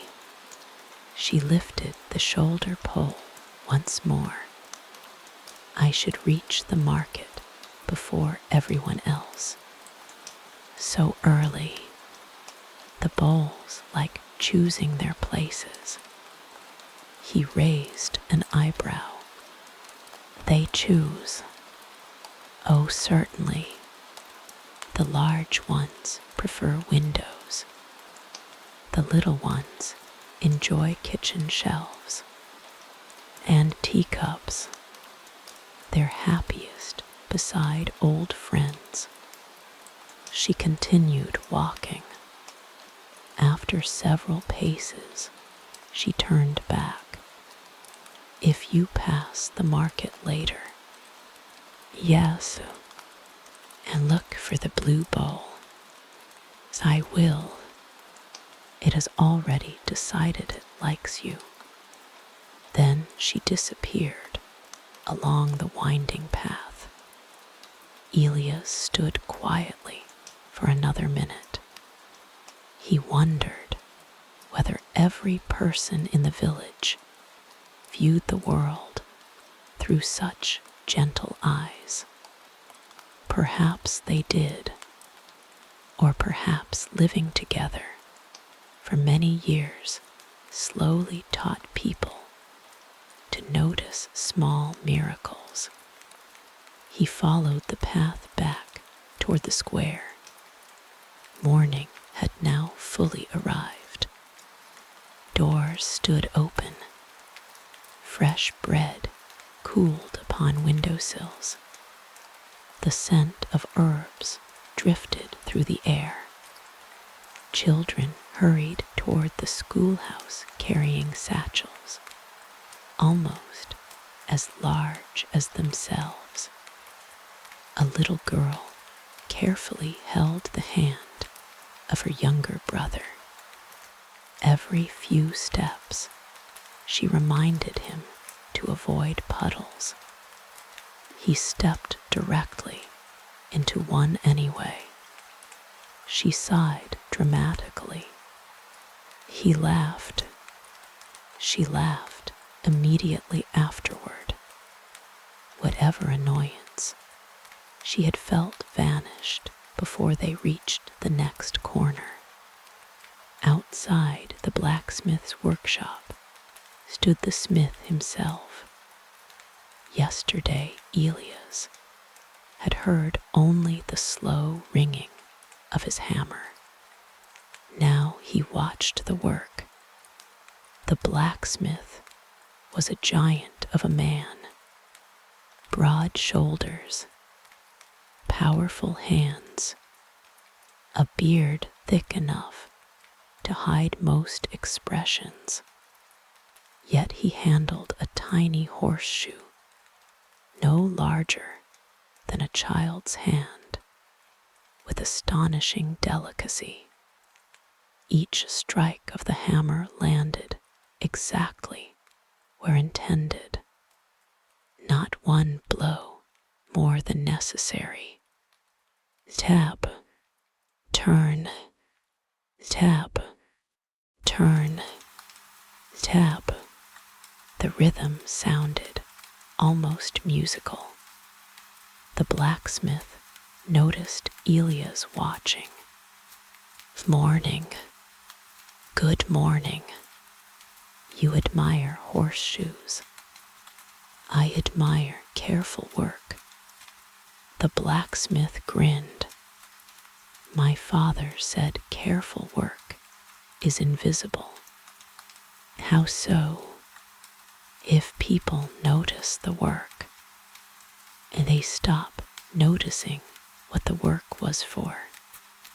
He lifted the finished horseshoe, perfectly balanced, perfectly smooth. They'll remember the horse walked comfortably, not who made the shoe. Elias nodded slowly.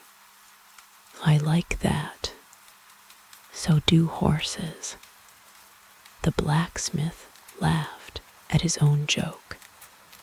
It was a deep, warm laugh that echoed pleasantly across the square. He placed the horseshoe into a bucket before selecting another piece of glowing iron from the forge. I've heard you've traveled. A little. Seen many villages. Enough. The blacksmith studied him for a moment. Which was the finest? Elias looked around the quiet square. Women arranging flowers outside their homes. Children chasing pigeons without ever catching them. Walter leading his cows toward fresh pasture. Edwin sweeping the inn's front step. Bernard carrying 3 more books than anyone should reasonably carry at once. The answer came surprisingly easily. I may still be standing in it. The blacksmith smiled.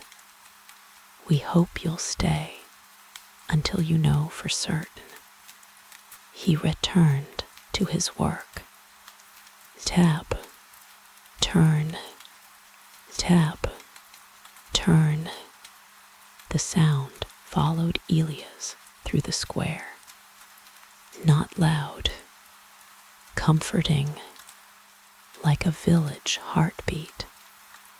Near the bakery, he found exactly what he expected. The smell reached him before the building itself. Fresh loaves, honey cakes, warm cinnamon. The baker stood outside, arranging baskets beneath a striped awning. When she saw him, she folded her arms with exaggerated seriousness. You came back. I said I might. I knew you would. How? She pointed toward the empty bread basket she had given him yesterday. No one carries my basket very far. Elias looked down. He had indeed forgotten. He was still holding it beneath one arm. I intended to return it. So I know. She accepted the basket. Instead of placing it inside, she immediately filled it again. A round loaf, 2 small rolls, a slice of apple cake wrapped carefully in cloth. Elias sighed. I fear I'm losing this battle. You lost yesterday. What do I owe today? She pretended to think. A story. I've already given one. Another. I'll run out. She smiled. Travelers never do. He rested both hands upon the counter. Very well. What kind? The smallest one you have. He thought for a moment. Many years ago, I met an old man who planted walnut trees. The baker leaned closer. He knew he would never sit beneath their shade. So I asked him why. What did he say? Elias smiled. He said, someone planted trees for me. The baker remained quiet. Then she nodded slowly. I like him.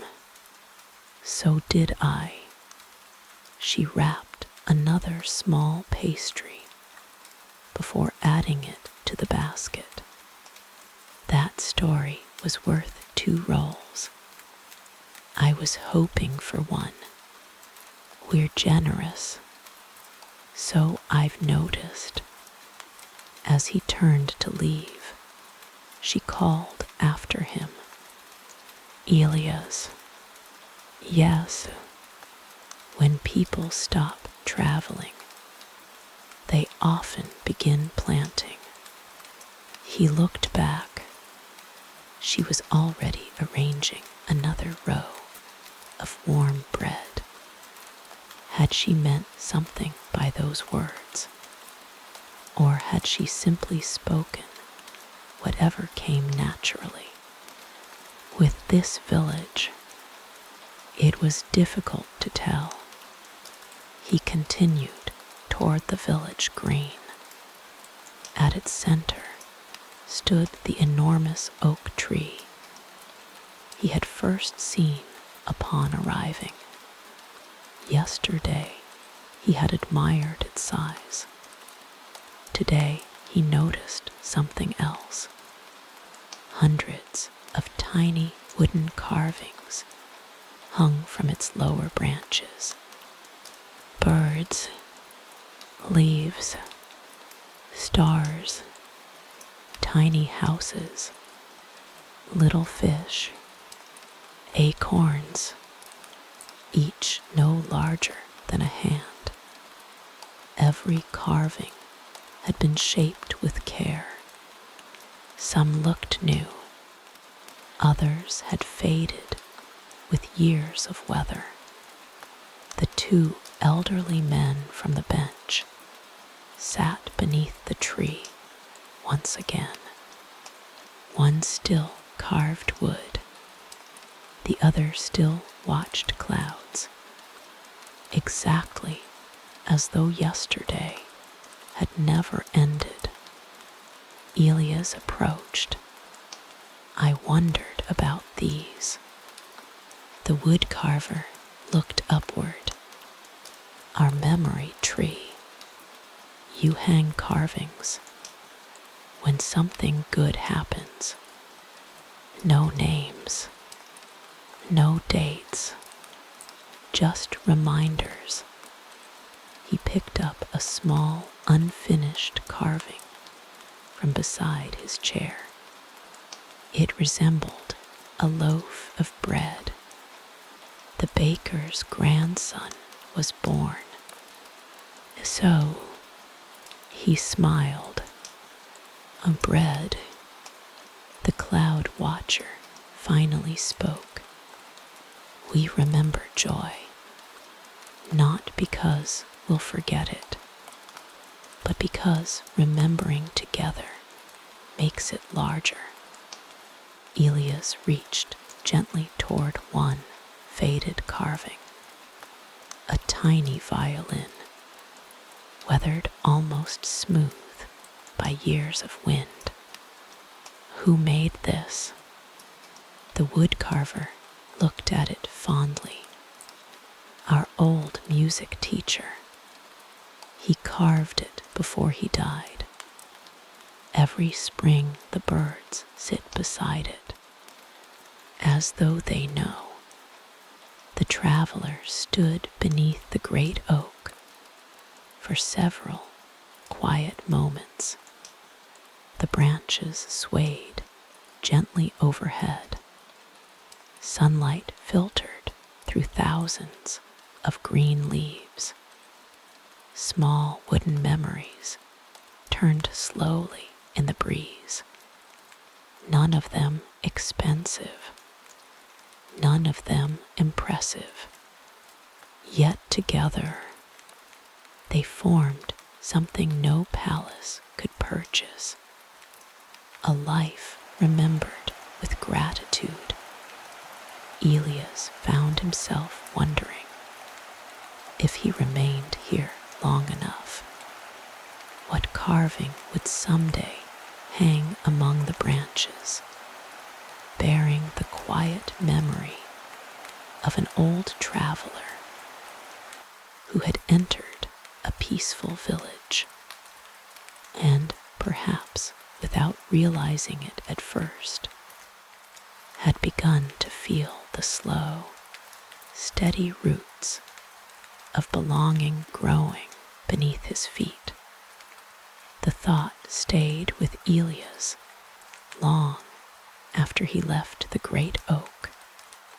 What carving would represent a traveler? A walking stick, a worn pair of boots, an open journal. None of them felt quite right. A traveler, he had come to believe, was not defined by the road beneath his feet, but by the moments he chose to carry with him after the road had disappeared. He continued through the village without any particular destination. The morning had settled comfortably into its rhythm now. Children's laughter drifted from the small stone schoolhouse. Somewhere nearby, a spinning wheel turned with its gentle, familiar hum. The blacksmith's hammer rose and fell with patient certainty. Farther away, someone chopped firewood, each strike separated by long pauses, as though there were no reason to hurry even the work of preparing for winter. The village never seemed busy, yet everything somehow became finished. Elias admired that. Many places confused rushing with diligence. This village understood the difference. As he wandered along one of the narrower lanes, he noticed a cottage unlike the others, not larger, not smaller, simply quieter. The garden had been carefully tended. Lavender bordered the stone path. White roses climbed a wooden trellis. A pear tree leaned gently over the roof, its branches heavy with fruit, almost ready to harvest. Wind chimes hung beneath the porch, not made from metal. They had been carved from hollow pieces of smooth river wood. When the breeze passed through them, they produced soft, mellow notes that sounded more like distant flutes than chimes. Elias stopped to listen. The melody never repeated itself. Each movement of the wind created something entirely new. The front door opened. An elderly woman stepped outside, carrying a small watering can. Her hair, entirely silver, had been gathered into a loose braid that reached nearly to her waist. She noticed Elias standing by the gate. "You've met my wind." He smiled. "I was just thinking how beautifully it plays." She glanced toward the chimes. "It composes better than I do." "You made them." "My husband, he disliked noisy things." "I understand." "He believed every home should have its own voice." She gently watered a row of thyme growing beside the path. "Our neighbor has metal chimes. They laugh. Ours." She looked upward as another breeze passed through the wooden tubes. A prefer's whispering. Elias closed his eyes for a moment. The sound reminded him of distant pine forests after rain. "I don't think I've ever heard anything quite like them." "You've traveled a great deal." "I have." "Then perhaps you've simply been walking too quickly." He opened his eyes again. "I may have." She smiled kindly. "The world whispers far more often than it shouts." Those words settled quietly into his thoughts. The world whispers far more often than it shouts. How many whispers had he missed over the years? How many quiet mornings had been hurried through in pursuit of distant destinations? The old woman noticed him looking toward the pear tree. It finally decided to share. "The fruit." She nodded. "Last year, it kept everything for itself." Elias raised an eyebrow. "The tree, it was dry. It needed rest. This year," she gently touched the rough bark, "it feels generous again." She picked one ripe pear from a low branch and offered it to him. Its skin carried soft shades of green and gold. "I couldn't." "You could. I've already accepted enough kindness." She laughed. "My dear traveler, kindness grows by being accepted. If everyone refused, there would be nowhere for it to go." Elias accepted the pear with both hands. It was warm from the morning sun. "Thank you. You're very welcome." He continued walking, taking only one bite. The fruit was astonishingly sweet. Juice ran across his fingers. He smiled. No market in any great city sold pears like this.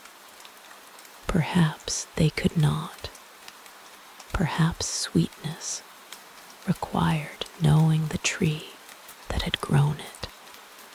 By the time he reached the center of the village once more, The school bell had rung. Children spilled into the square for their midday break. Some raced immediately toward the stream. Others sat beneath the great oak, sharing lunches, wrapped in linen cloth. A few gathered around Bernard, who stood holding an enormous book, almost as wide as his chest. The librarian wore an expression of exaggerated seriousness. Now then, if dragons dislike wet socks, what should brave knights carry? Tiny hands shot into the air. Extra socks, a towel, dry boots. Bernard nodded gravely. Excellent. Never underestimate dry feet. The children burst into laughter. Elias approached quietly. Bernard noticed him and smiled. Perfect timing. I've been discussing essential heroic equipment. I gathered as much. Bernard closed the book. Would you settle a disagreement? I'll try. He turned toward the children. Our traveler has seen many lands. Tell us. He looked back at Elias. What is the bravest thing you've ever witnessed? The children leaned forward expectantly. Elias did not answer immediately. He thought of battles, storms at sea, great fires, people risking everything to save strangers. He had seen all of those, yet somehow none felt like the right answer. Finally he spoke. Once I saw a man forgive his brother after 20 years. The children looked puzzled. That's brave, one little girl asked. Elias nodded. Harder than lifting a sword. Bernard smiled quietly. I suspected you'd say something like that. Another boy frowned thoughtfully. My father says saying sorry is difficult. Your father is correct.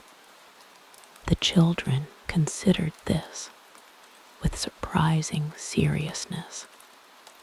Eventually, one of them announced, I think I'll practice. Bernard chuckled. An excellent idea. The school bell rang again.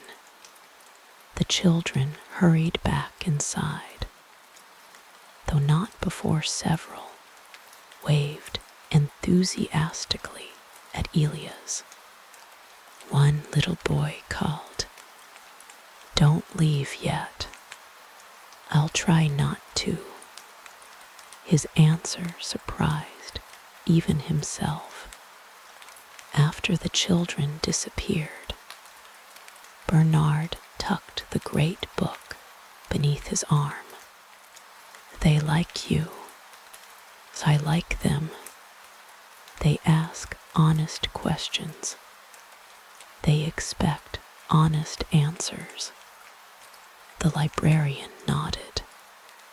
Children haven't yet learned to pretend simple things are complicated. The two men began strolling slowly toward the chapel. Along the way, they passed the village well. A young woman struggled to lift 2 heavy buckets. Before Elias could offer assistance, 3 different people had already stepped forward.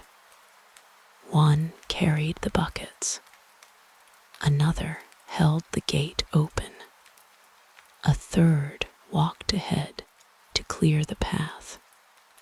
The entire exchange lasted perhaps 20 seconds. No one thanked anyone. No one expected thanks. Helping appeared as ordinary as breathing. Bernard noticed Elias watching.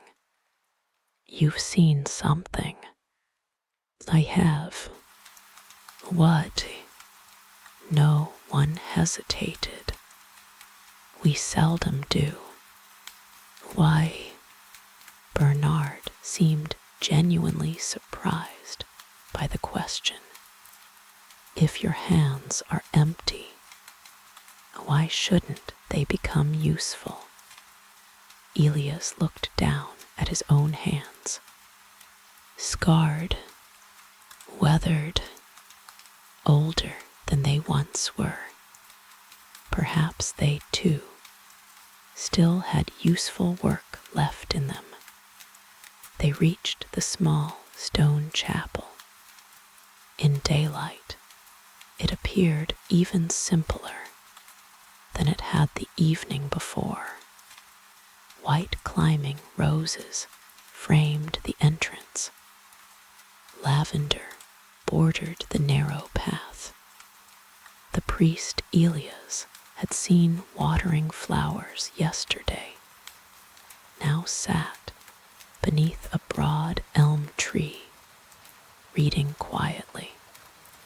A cat occupied the bench beside him. Neither seemed interested in disturbing the other. The priest closed his book as they approached. "Good morning." "And to you." Bernard nodded toward the cat, still attending every sermon.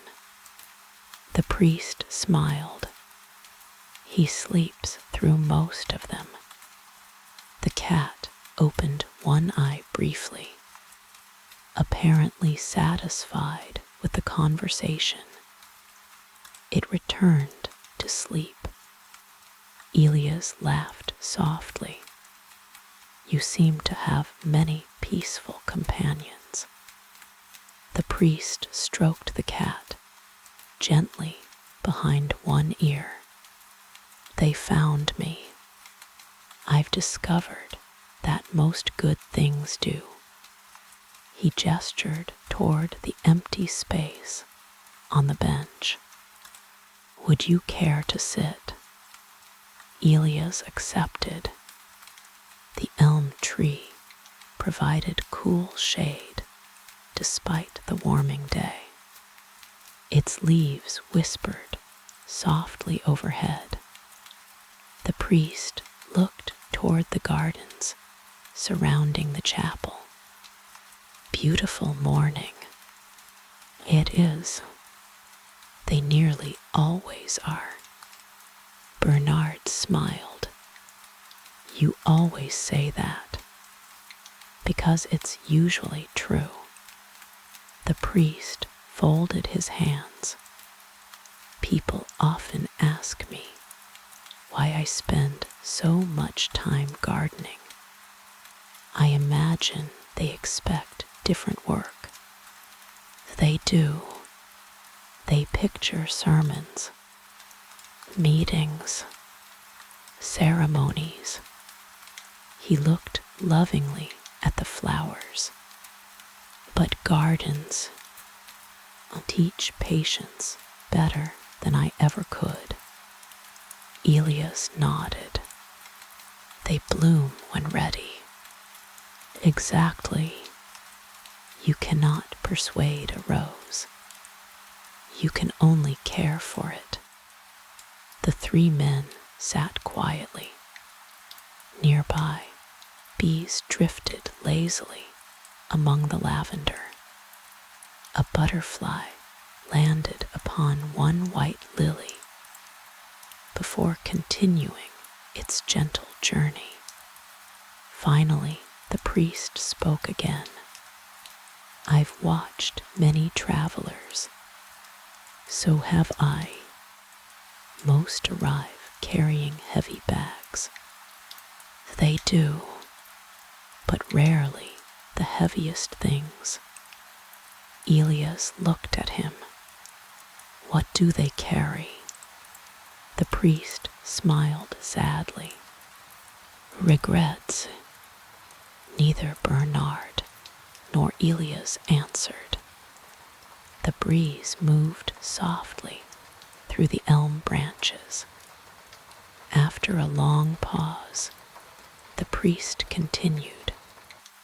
The road teaches many lessons, but one of the hardest is discovering what no longer belongs in your pack. Elias rested one hand upon his old leather satchel. Inside were blankets, bread, his journal, the smooth river stone he had carried for 40 years, and memories, many memories, some warm, some heavy. He wondered how many had become unnecessary burdens. The priest seemed to sense the direction of his thoughts. He did not interrupt them. Instead, he simply looked toward the gardens. Sometimes silence was the gentlest form of guidance. The church bell rang once. A soft breeze carried the scent of roses across the courtyard. The cat stretched luxuriously before curling into an even more comfortable position. Somewhere beyond the chapel walls, children laughed again. Life continued exactly as it should. Elias realized then that this village possessed a remarkable gift. No one here seemed interested in changing another person. They did not offer advice unless invited. They did not hurry healing. They simply lived in such a peaceful way that anyone staying long enough naturally began asking quieter questions of themselves. Perhaps that was the greatest kindness of all. The priest rose slowly. I should visit Mrs. Alder. The hay thief, Bernard asked. The very one. They've made peace. So I heard, but I promised to inspect her apple pie. Bernard laughed. A sacred responsibility. I take it seriously. The priest walked slowly toward the lane, the cat following a respectful distance behind.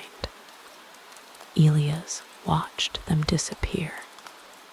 Then Bernard adjusted the books beneath his arm. You know what? We've never asked. Asked what? When you intend to leave. Elias looked across the peaceful village, toward the bakery, the bridge, the great oak, the inn, children's voices drifting through open windows, the slow ringing of the blacksmith's hammer, the scent of warm bread riding gently upon the breeze. He answered honestly, "I don't know any more." Bernard smiled. "I was hoping you'd say that." Together, they began walking back toward the heart of the village, neither of them noticing that, high above, a single leaf loosened from the great oak and drifted silently through the warm afternoon air, as though the old tree itself had quietly decided to welcome one more soul into its long memory. That afternoon unfolded so gently that Elias would later struggle to remember where 1 hour ended and the next began. The village did not measure time by clocks. It measured it by familiar moments. The smell of fresh bread leaving the oven, the bell that called children home, the long shadow of the great oak reaching across the square, the first swallow circling above the stream before evening. Life flowed in quiet circles rather than straight lines. Perhaps that was why everyone here seemed less concerned with tomorrow. Tomorrow always found its place eventually. Elias wandered toward the market once again. The morning's bustle had softened into peaceful conversation. A few stalls remained open, though no one appeared eager to sell the last of their goods. Instead, merchants chatted with neighbors, while baskets of vegetables waited patiently beside them. Walter, the keeper of the bells, stood examining a row of polished apples. The blacksmith had somehow convinced Bernard to help him choose cabbage, despite Bernard looking as though he had never selected a cabbage in his life.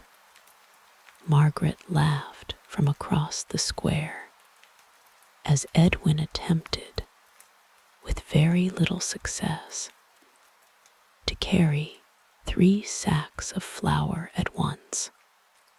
The village continued to feel less like many households and more like one large family spread across different roofs.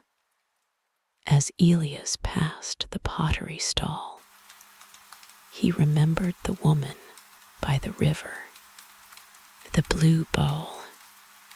It sat exactly where she had promised, near the front, resting in a patch of warm sunlight. Its glaze shimmered softly, changing color whenever a cloud drifted overhead. The potter's daughter noticed him immediately. "I hoped you would come." So did the bowl, apparently. She smiled. "My mother says it chose you. It seems I have little say in the matter. You could refuse. I suspect that would disappoint it." "It might." She carefully lifted the bowl and placed it into his hands. It felt surprisingly light. The surface was perfectly smooth, not flawless. There remained one tiny ripple near the rim, where a finger had rested while shaping the clay. Elias traced it gently. You left this. The young woman nodded. I always leave one mark. Why? So the bowl remembers. It was made by hands. I could smooth it away. You could. But then she looked thoughtfully at the little ripple. It would forget. Elias looked at the bowl for a long time. How often, he wondered, had he wished to smooth away the imperfect places in his own life, the mistakes, the losses, the roads taken too late, the goodbyes said too quickly. Perhaps those small marks were proof that life had truly been lived. I'll take it. She wrapped the bowl carefully in soft linen. When Elias reached for his coin pouch, she gently stopped him. My mother already accepted payment. I haven't paid. She smiled. You told her husband his compliment still mattered. It took him a moment to understand. The woman by the river, her shepherd, he never heard me. The potter's daughter looked toward the hills. I think he did. Elias did not argue. Some things became smaller when explained. He tucked the wrapped bowl carefully into his satchel. Its added weight felt strangely comforting, not because it was valuable, because someone had believed it belonged with him. He continued toward the great oak. The two old men occupied their usual bench. The woodcarver was finishing another tiny ornament. This one resembled a lantern. He looked up as Elias approached. Perfect timing. For what? The old man held out the carving. It needs hanging. I couldn't. You can. It isn't mine. It will be. The traveler examined the little lantern. Every tiny groove had been carved with remarkable patience. Even the little handle had been shaped separately before being joined to the top. What does it remember? The cloud watcher answered without taking his eyes from the sky. A light left burning. Elias looked puzzled. The woodcarver smiled.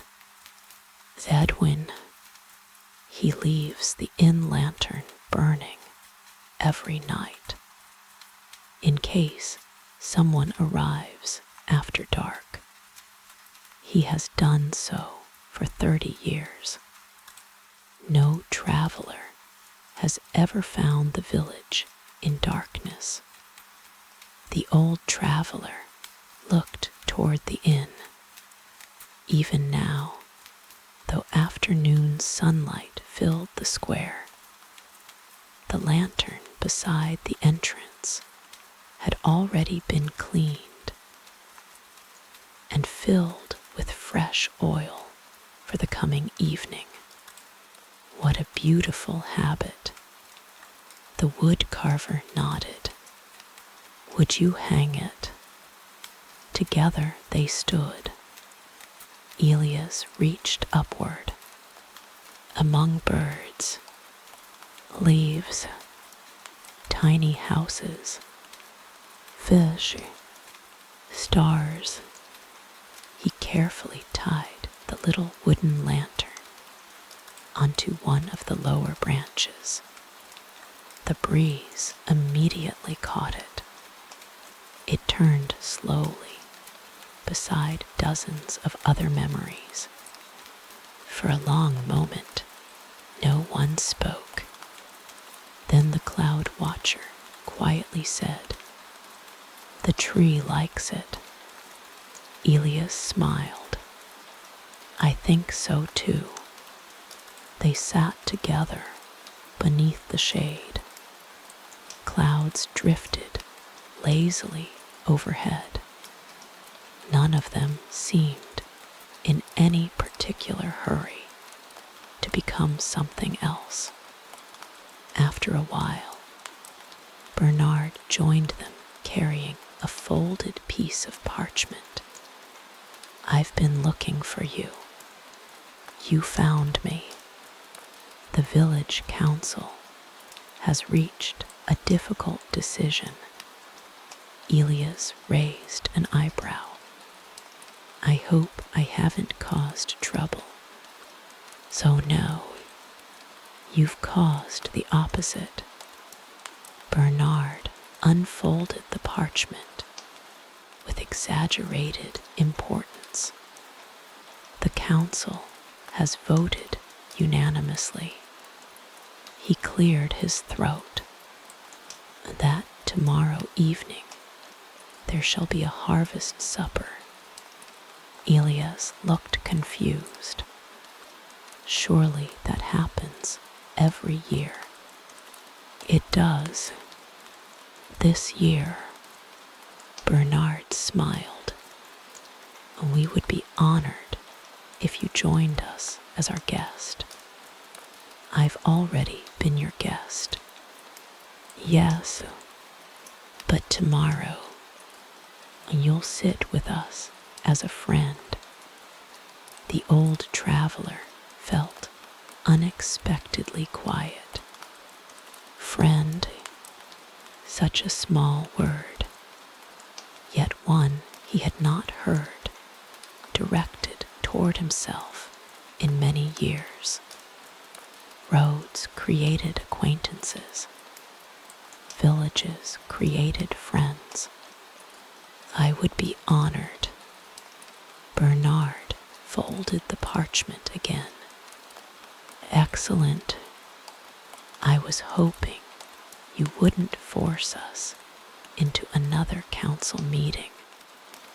The woodcarver groaned dramatically. "They're terribly long." The cloud watcher finally looked away from the sky. "They last nearly 7 minutes." Everyone laughed. The afternoon slowly drifted toward evening. Golden light returned to the rooftops. Children raced home carrying baskets of herbs gathered from the meadows. The baker's doorway filled with the comforting scent of cinnamon.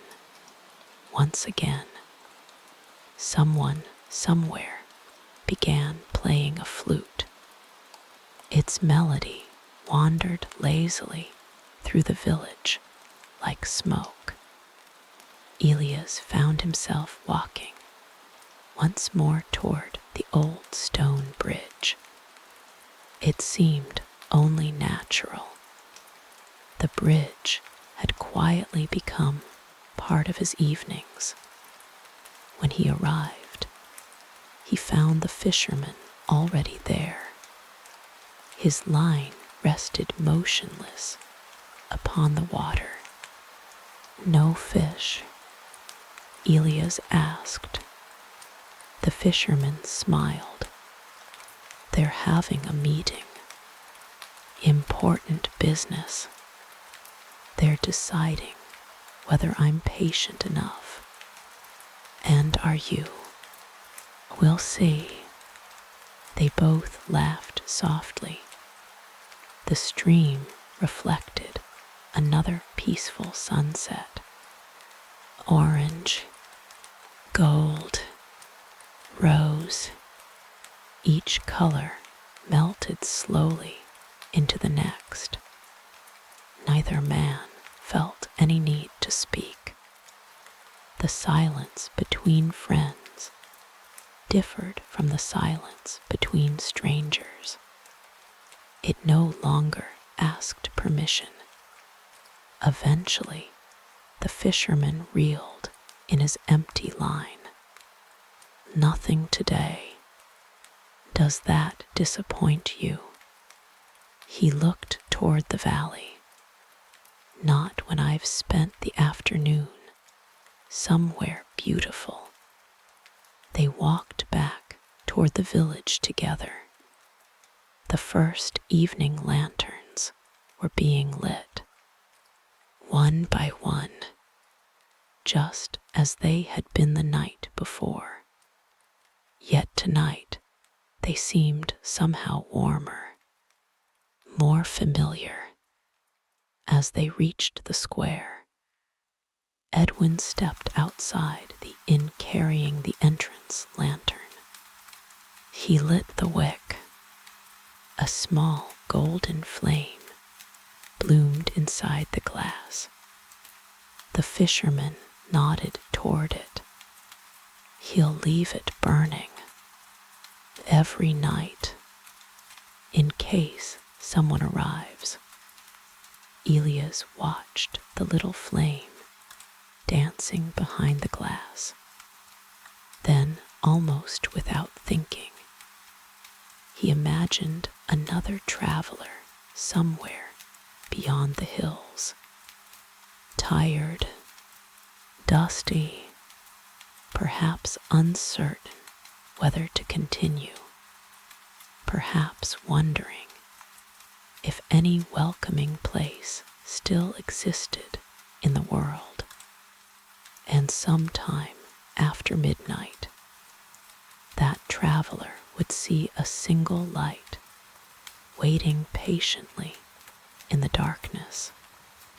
A promise, not spoken, not written, simply shining. For the first time in many years, Elias found himself wishing that unknown traveler would arrive safely, because now he knew exactly what kind of welcome waited beyond that little lantern. And somehow that thought filled his heart with a quiet happiness, unlike anything the road alone had ever given him. The next morning arrived wrapped in soft gray clouds, not storm clouds, gentle ones, the kind that carried cool air across the hills and persuaded the sun to rise more slowly. The village welcomed the change without complaint. Gardens appreciated cloudy mornings. So did old travelers. Elias stood outside the inn with a warm cup of mint tea resting between his hands. The square was still quiet. Only Edwin moved about, placing fresh flowers on the windowsills as he did every morning. Today's flowers were pale white daisies. Yesterday they had been lavender. The day before, cornflowers. No one had asked him to change them. He simply believed each morning deserved its own welcome. Elias watched him for several minutes before speaking. You never repeat the same arrangement. Edwin looked up from the last flower box. I hadn't realized. You must think about it. I think about the season. The flowers decide the rest. He stepped back to admire his work. There, better. What changed? The inn smiled. Elias looked at the building again. It was exactly the same weathered stone, the same ivy climbing the walls, the same wooden sign gently swaying above the entrance. And yet, Edwin was right. Somehow it did seem to smile. Perhaps homes, like people, revealed different expressions depending on how they were cared for. The church bell rang once. Soon afterward, villagers began crossing the square carrying baskets, folded tables, wooden benches, bundles of fresh herbs, and woven blankets. There was no confusion. No one shouted instructions. Everyone simply seemed to know where everything belonged. The harvest supper would take place that evening beneath the great oak. Long tables would stretch almost the length of the square. Every family would bring something. Every guest would leave full. Walter carried polished brass lanterns. Margaret arranged fresh rosemary down the center of each table. The baker stacked warm loaves beneath linen cloths. Children carefully polished wooden cups until they gleamed.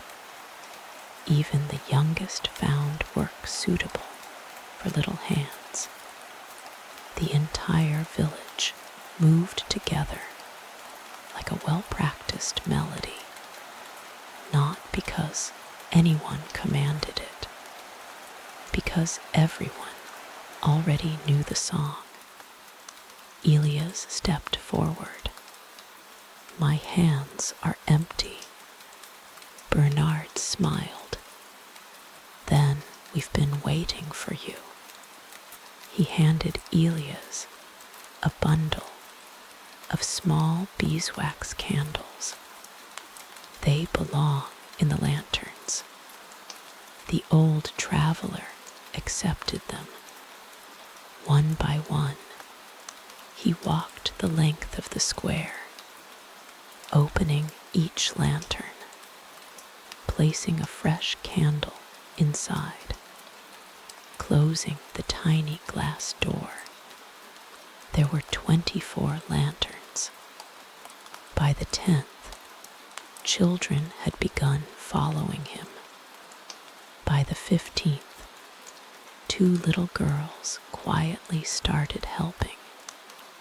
By the 20th, almost a dozen small hands were passing candles from one child to another until they reached him. No one had organized it. It simply happened. When the final lantern was ready, one little boy looked proudly at the row of waiting lights. We did it. Elias looked at the children. No, we did. The boy smiled even wider. That seemed to matter to him. As the afternoon approached, wonderful smells slowly filled the village. Roasted vegetables, fresh herbs, slow-cooked stew, apple pies, honey cakes, baked fish wrapped in herbs, warm butter, cinnamon. The aromas drifted together without competing. Each one simply announced its quiet arrival. Margaret carried a large pot toward the tables. Elias hurried forward. "Allow me." She pretended to hesitate. "It is rather heavy. I've carried heavier." "I know." She released the handles. Together they walked the remaining distance. "I've noticed something," Margaret said. "What?" "You've begun walking differently." Elias looked down at his boots. "They seem the same." "No, they're slower." He laughed. "I hope that's a compliment." "It is." "You've stopped walking, as though someone is waiting beyond the next hill." Her words stayed with him. She was right. Without realizing it, his pace had changed. Not because he had grown older overnight, because there was nowhere he wished to hurry away from. As afternoon softened toward evening, the clouds gradually parted. Golden sunlight poured across the valley. The great oak glowed. Every tiny wooden carving hanging from its branches caught the light for a brief moment before swaying gently in the breeze. The little lantern Elias had hung the day before turned slowly beside the others. It looked as though it had always belonged there. Children spread woven blankets across the grass. Musicians quietly tuned a fiddle, a flute, and a small harp. The priest arranged flowers beside the center of the table. The blacksmith carried enormous kettles, as though they weighed nothing at all. The fisherman arrived with fresh trout, wrapped carefully in damp cloth. Even the cat from the chapel appeared, strolling confidently between the benches, as though inspecting everyone's preparations. The village, Elias realized, did not celebrate abundance because of what they possessed. They celebrated because they possessed one another. As sunset approached, the tables slowly filled. No assigned seats, no place of honor. People simply sat wherever conversation wished to begin. Edwin placed a hand upon Elias' shoulder. "Come, your place is here." He guided him to the center of one long table. Bernard sat on one side, Walter on the other. Across from him smiled the baker, Margaret, the potter and her daughter, the blacksmith, the fisherman, and the priest.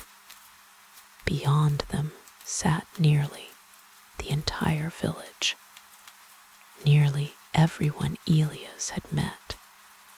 since walking over the hill only days before. The food arrived gradually. Fresh bread passed from hand to hand.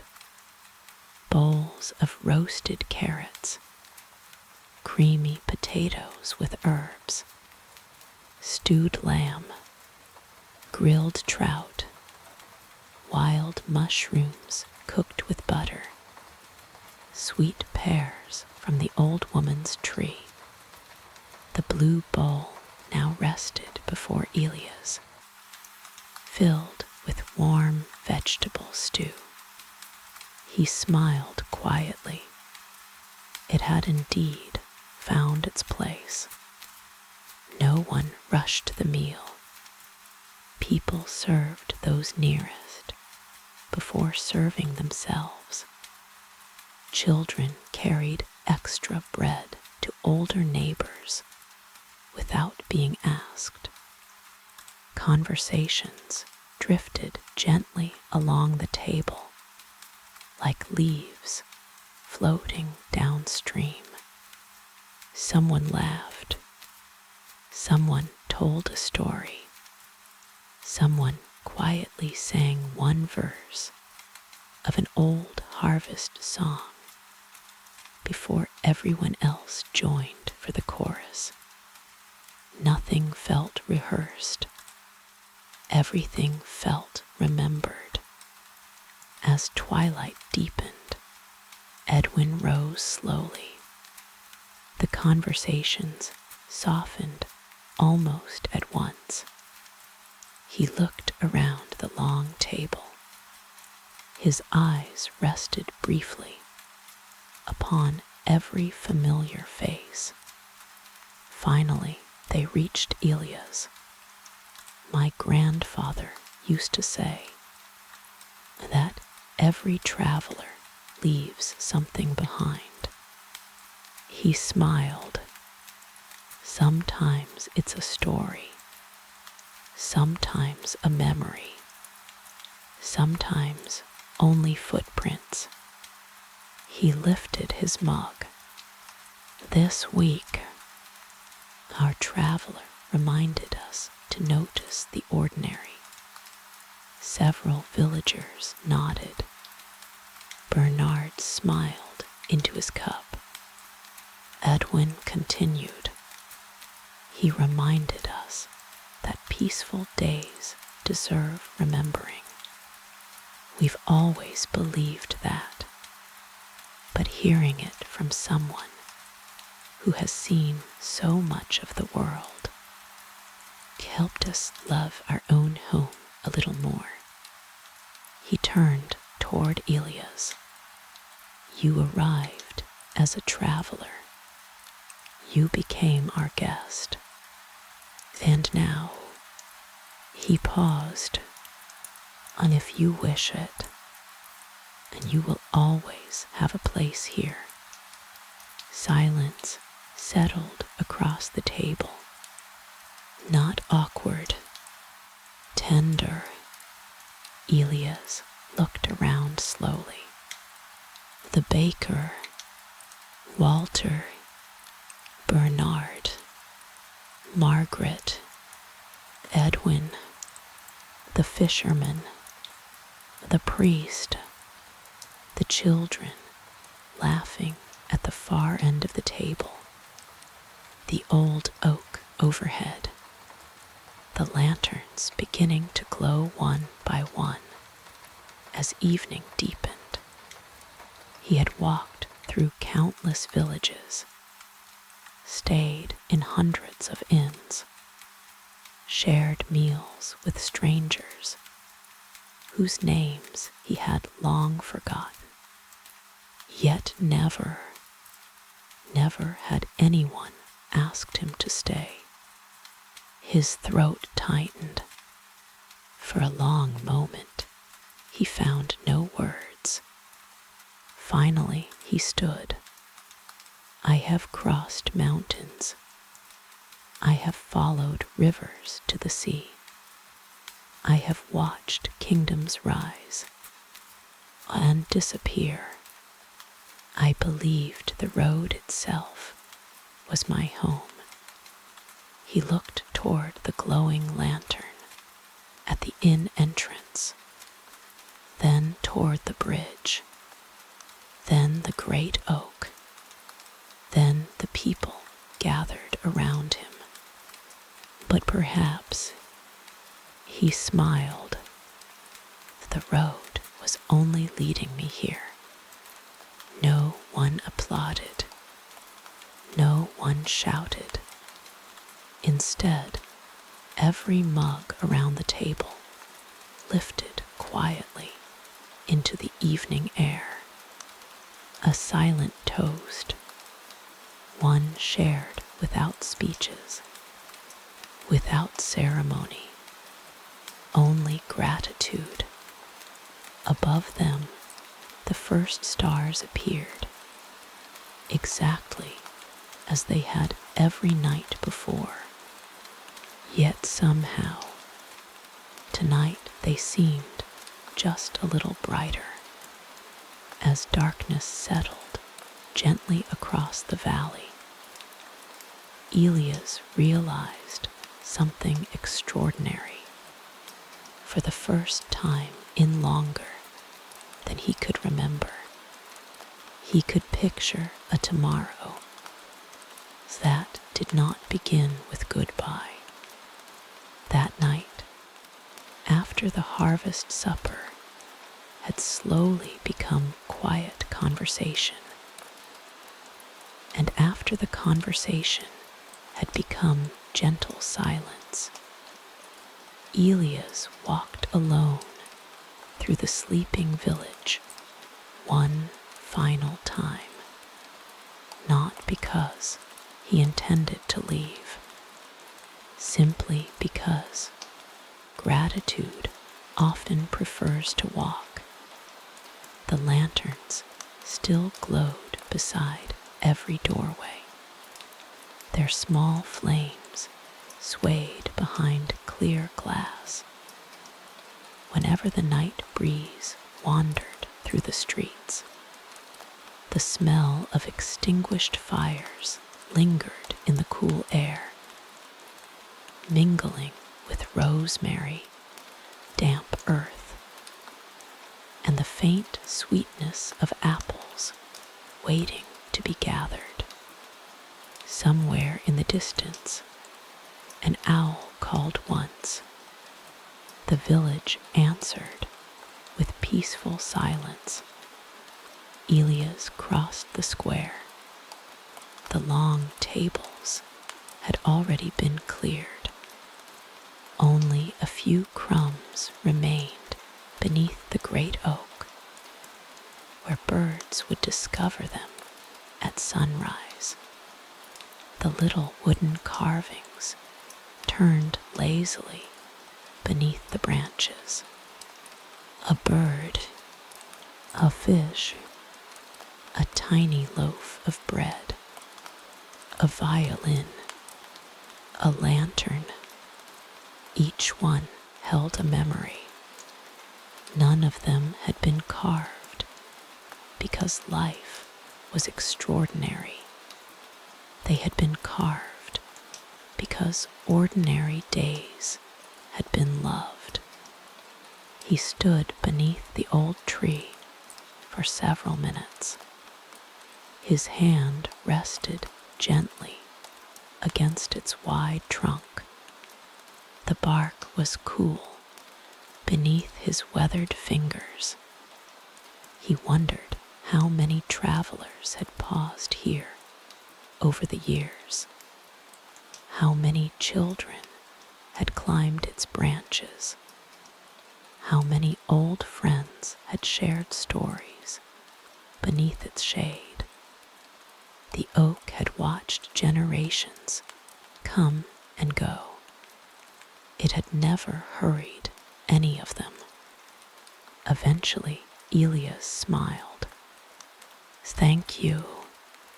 He wasn't entirely certain whether he spoke to the tree or to the village itself.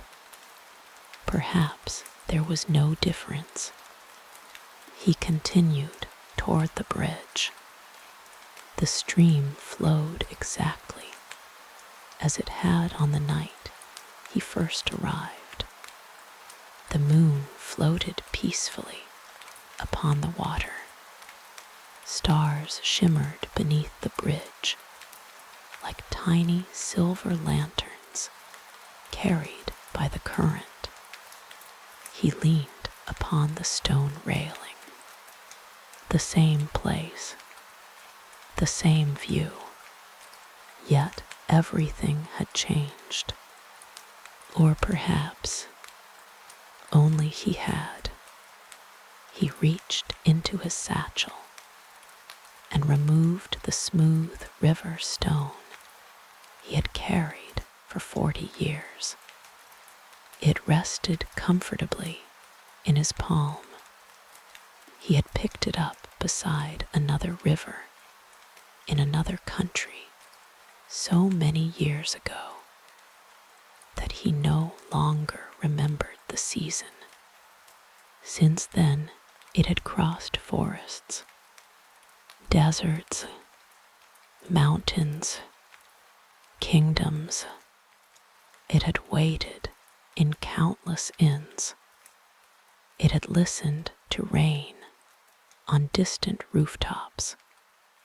It had become the one constant companion of a life forever moving forward. He turned it over slowly. Its edges had grown even smoother from decades of passing through his hands. For years he had believed he carried the stone because it reminded him of where he had been. Standing upon the bridge, he realized something quietly beautiful. Perhaps the stone had never been reminding him of the past. Perhaps it had simply been waiting for the place where it no longer needed to travel. Elias crouched carefully beside the bridge. His knees complained, as they always did. He smiled at them. "You've earned the right." He reached down toward the water. For one long moment, he held the stone just above the surface. Then he released it. There was no dramatic splash, only the softest sound. A single ripple spread gently across the stream. The reflected stars trembled for a heartbeat before becoming perfectly still again. The stone disappeared beneath clear water. Home, Elias remained there for a while, not because he regretted letting it go, because some farewells deserved witnesses. When at last he stood, his satchel felt slightly lighter. Curiously, his heart did not. It felt fuller. As he turned toward the village, he noticed Edwin's lantern still burning beside the inn. Just as the woodcarver had said, a warm golden light waiting for whoever might arrive after dark. Elias smiled. He imagined another weary traveler somewhere beyond the hills. Perhaps that traveler was looking at the same stars. Perhaps their boots were dusty. Perhaps they wondered whether peaceful places still existed. If they kept walking, they would find this light, and someone would hand them cold water before asking for payment. Someone would offer warm bread. Someone would ask for a story. Someone would leave lavender beside their bed. The thought made him unexpectedly happy. He returned to his room. Sleep came almost immediately. Morning arrived wrapped in birdsong. Not one bird, hundreds. The valley awakened in layers. First the robins, then the finches, then the swallows darting joyfully above the rooftops. Sunlight spilled across the western window, exactly as Edwin had promised on his first day. The room glowed softly. Elias dressed slowly. There was no reason to hurry. When he descended the stairs, the common room was already alive with quiet conversation. Margaret carried fresh bread from the kitchen. Walter laughed at something the blacksmith had said. Bernard was searching for the spectacles that rested upon his own forehead. The fisherman stood by the window predicting fair weather. The priest was trying, with very little success, to convince the chapel cat not to steal butter from the breakfast table. Life had continued, exactly as it should. Edwin looked up from the counter. "Good morning." "It is. Sleep well. The best in many years." "I'm glad." Edwin placed a warm loaf on the counter. "So," he spoke casually, almost as though discussing the weather, "will you be leaving today?" The room grew just a little quieter, not because anyone wished to pressure him, because everyone suddenly found themselves interested in polishing mugs, slicing bread, pouring tea, or staring thoughtfully out the windows. Elias noticed. He smiled. He looked toward the front door. His walking stick rested beside it. His hat hung from its familiar peg. Beyond the windows, the old road stretched peacefully over the hill where he had first appeared. It was still there, waiting, as patient as ever. Roads never became angry when someone chose not to walk them. They simply waited. Then he looked around the room, at the warm fire, the smell of fresh bread, the blue bowl waiting on the breakfast table, the familiar faces that only a few days ago had been complete strangers. He realized something. For most of his life, every morning had begun with a question: where shall I go today? Now, for the very first time, a different question appeared. Why should I leave? He laughed softly to himself. The answer came so naturally that it surprised him. He picked up his walking stick. Every eye in the room followed the movement. He carried it across the room, not toward the door, toward the fireplace. There, beside Edwin's old umbrella stand, leaned several spare walking sticks belonging to villagers. Some were used for the fields, others for the hills. One had belonged to Edwin's grandfather. Elias rested his own walking stick beside them. The wood touched wood with the quietest sound. A traveler laying down the road. He removed his hat, hung it beside the others, then turned back toward the room. I think, he smiled, and there was a lightness in his eyes that had not been there when he first crossed the hill. I'd like another cup of tea. For one heartbeat. No one moved. Then Margaret laughed. The baker clapped her flour-covered hands together.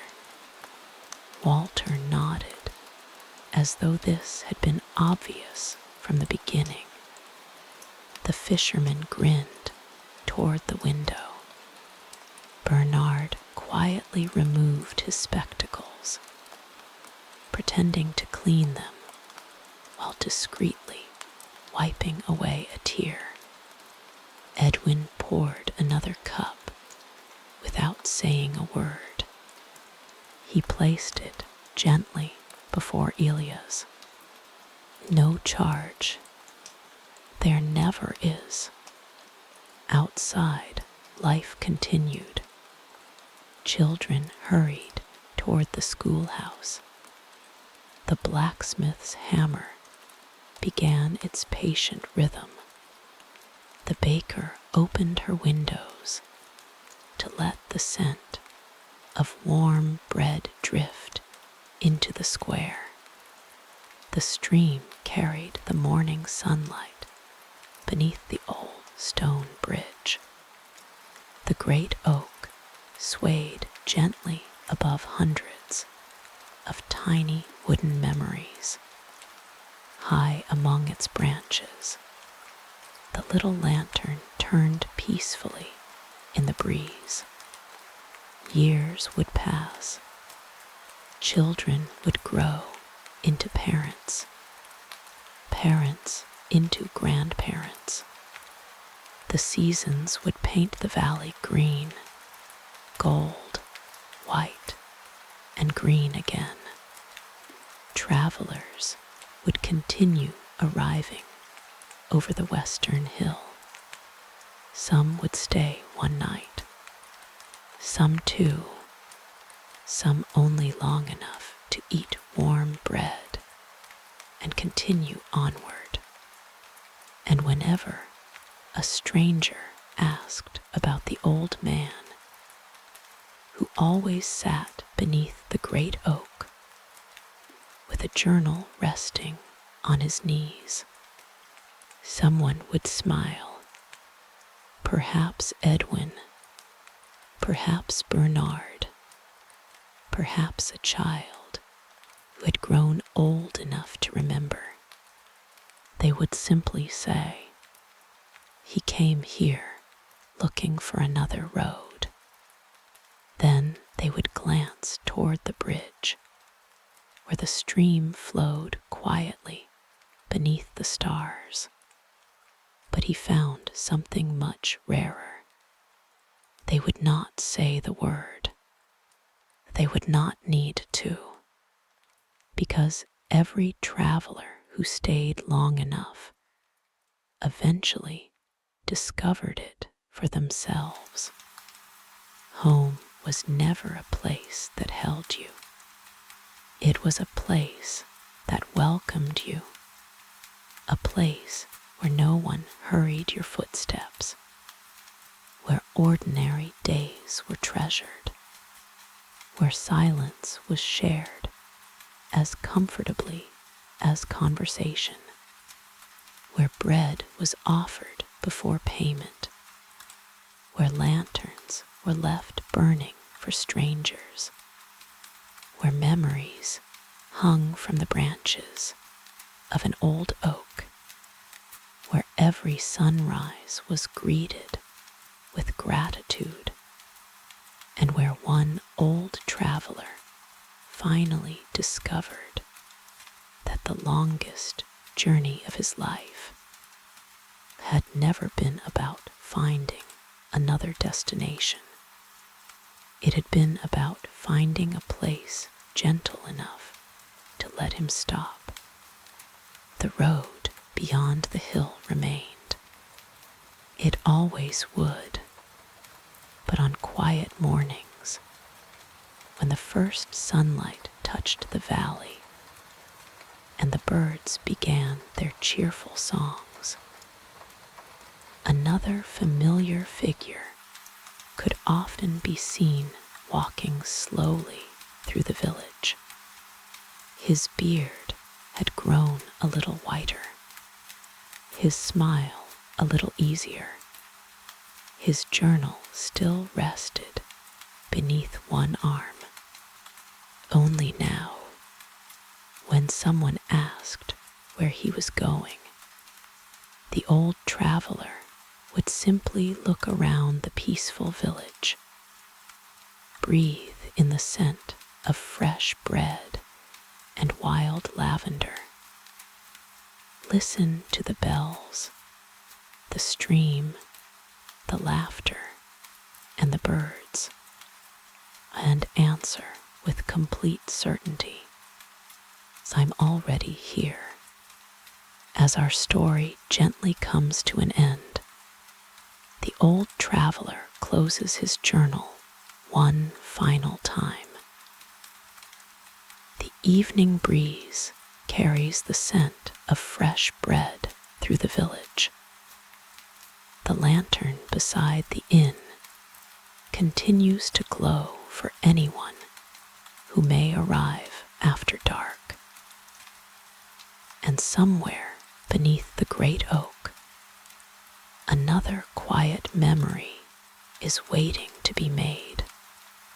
Perhaps tonight, as you drift toward sleep, you'll carry a small piece of this peaceful village with you, the slow-moving stream, the warm smiles of strangers who became friends, the soft ringing of distant bells, and the comforting reminder that not every journey is about reaching somewhere new. Sometimes the greatest adventure is simply finding a place where your heart can finally rest.